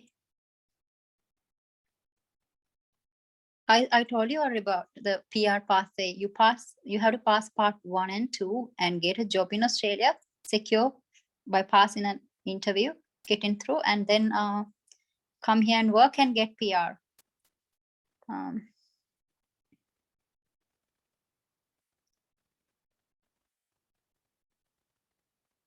I'm sorry to hear about that, MD. So some restrictions to China.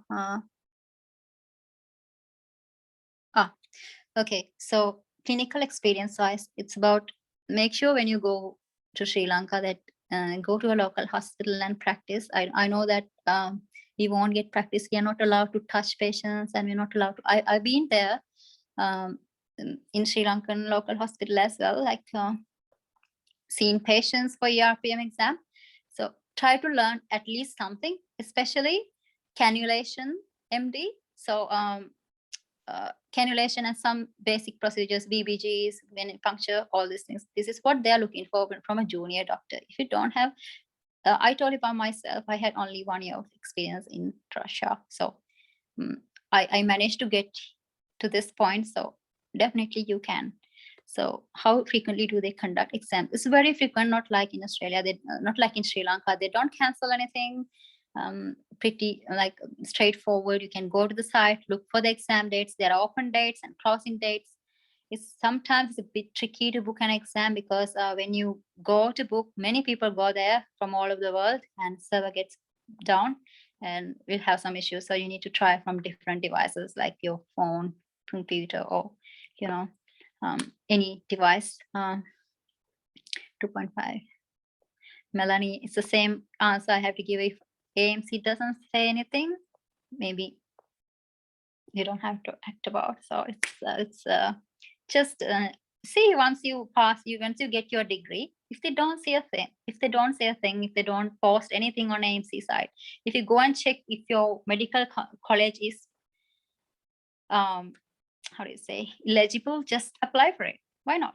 So it's you were not told, so this is how things happen here. So you are not told, so you don't know. Experience of 15 years in ICU and diploma and critical. Oh, that's Neil Many. Dr. Mini says 15 years of experience, and I think you need to pass part 1 exam at least with English, then you can get a job and get here, and you can then go in your critical care pathway. It will be much more easier to you without passing the AMC. I'm not sure if there are things holding you back doing exam.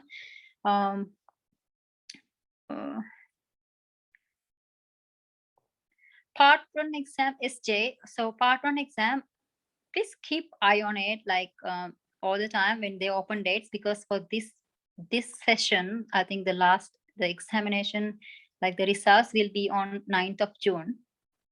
So that's the results date. So they are about to inform you the new date. So go to the site, keep an eye. So if you want to apply for the exam, so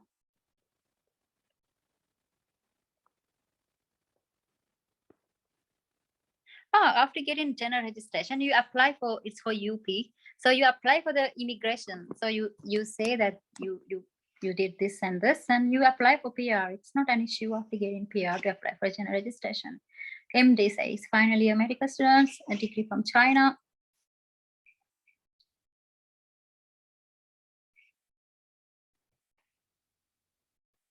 Again, the same story. Sorry, MD. I think I told that.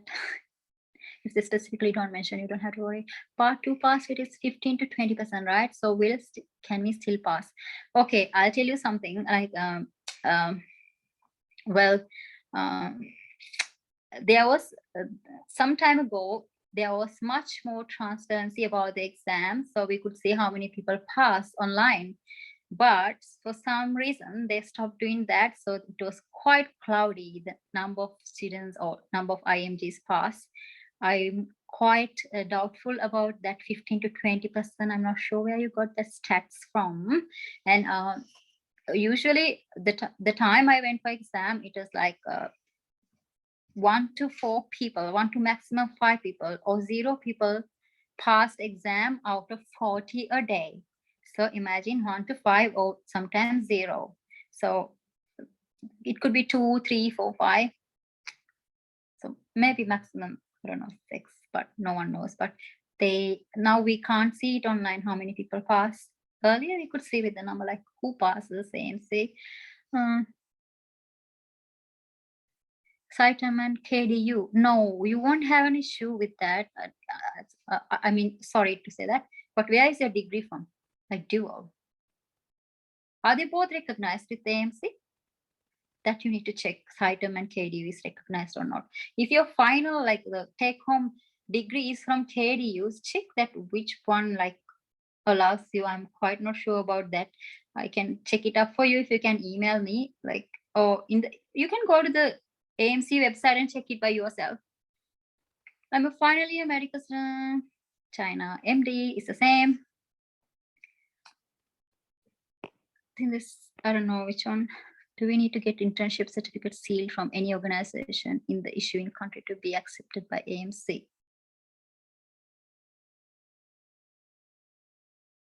Internship certificate is given by, I think, Sri Lankan Medical Council or I forgot your background. Was it Belarus or Russia or China? Tianjin. So you need an internship certificate. It's not what they are looking for. APRA, you are not applying jobs with AMC. You are applying jobs with APRA, Australian Health Practitioner Regulation. So in that, they request you a good standing certificate. This is the one has to be sent from your university or the your university to the APRA directly.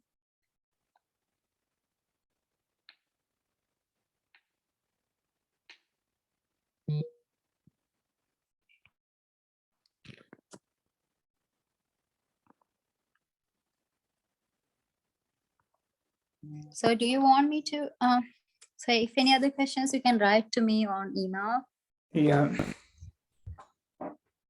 So what we can do, Shavi, so we are going to continue this AMC session. So that time also we can clarify their doubts. So or otherwise they can contact us. So we will do the necessary stuff. So of course, a good informative session, and we have given a lot of information. So sometimes they might overload it. So what we can do, I will give those videos through the YouTube link, so everybody can watch it again. So thank you, Savi, again to give. No worries. Hey, I was a bit at the beginning. Yeah, it's okay. Like a stop, sorry. It's okay, no worries.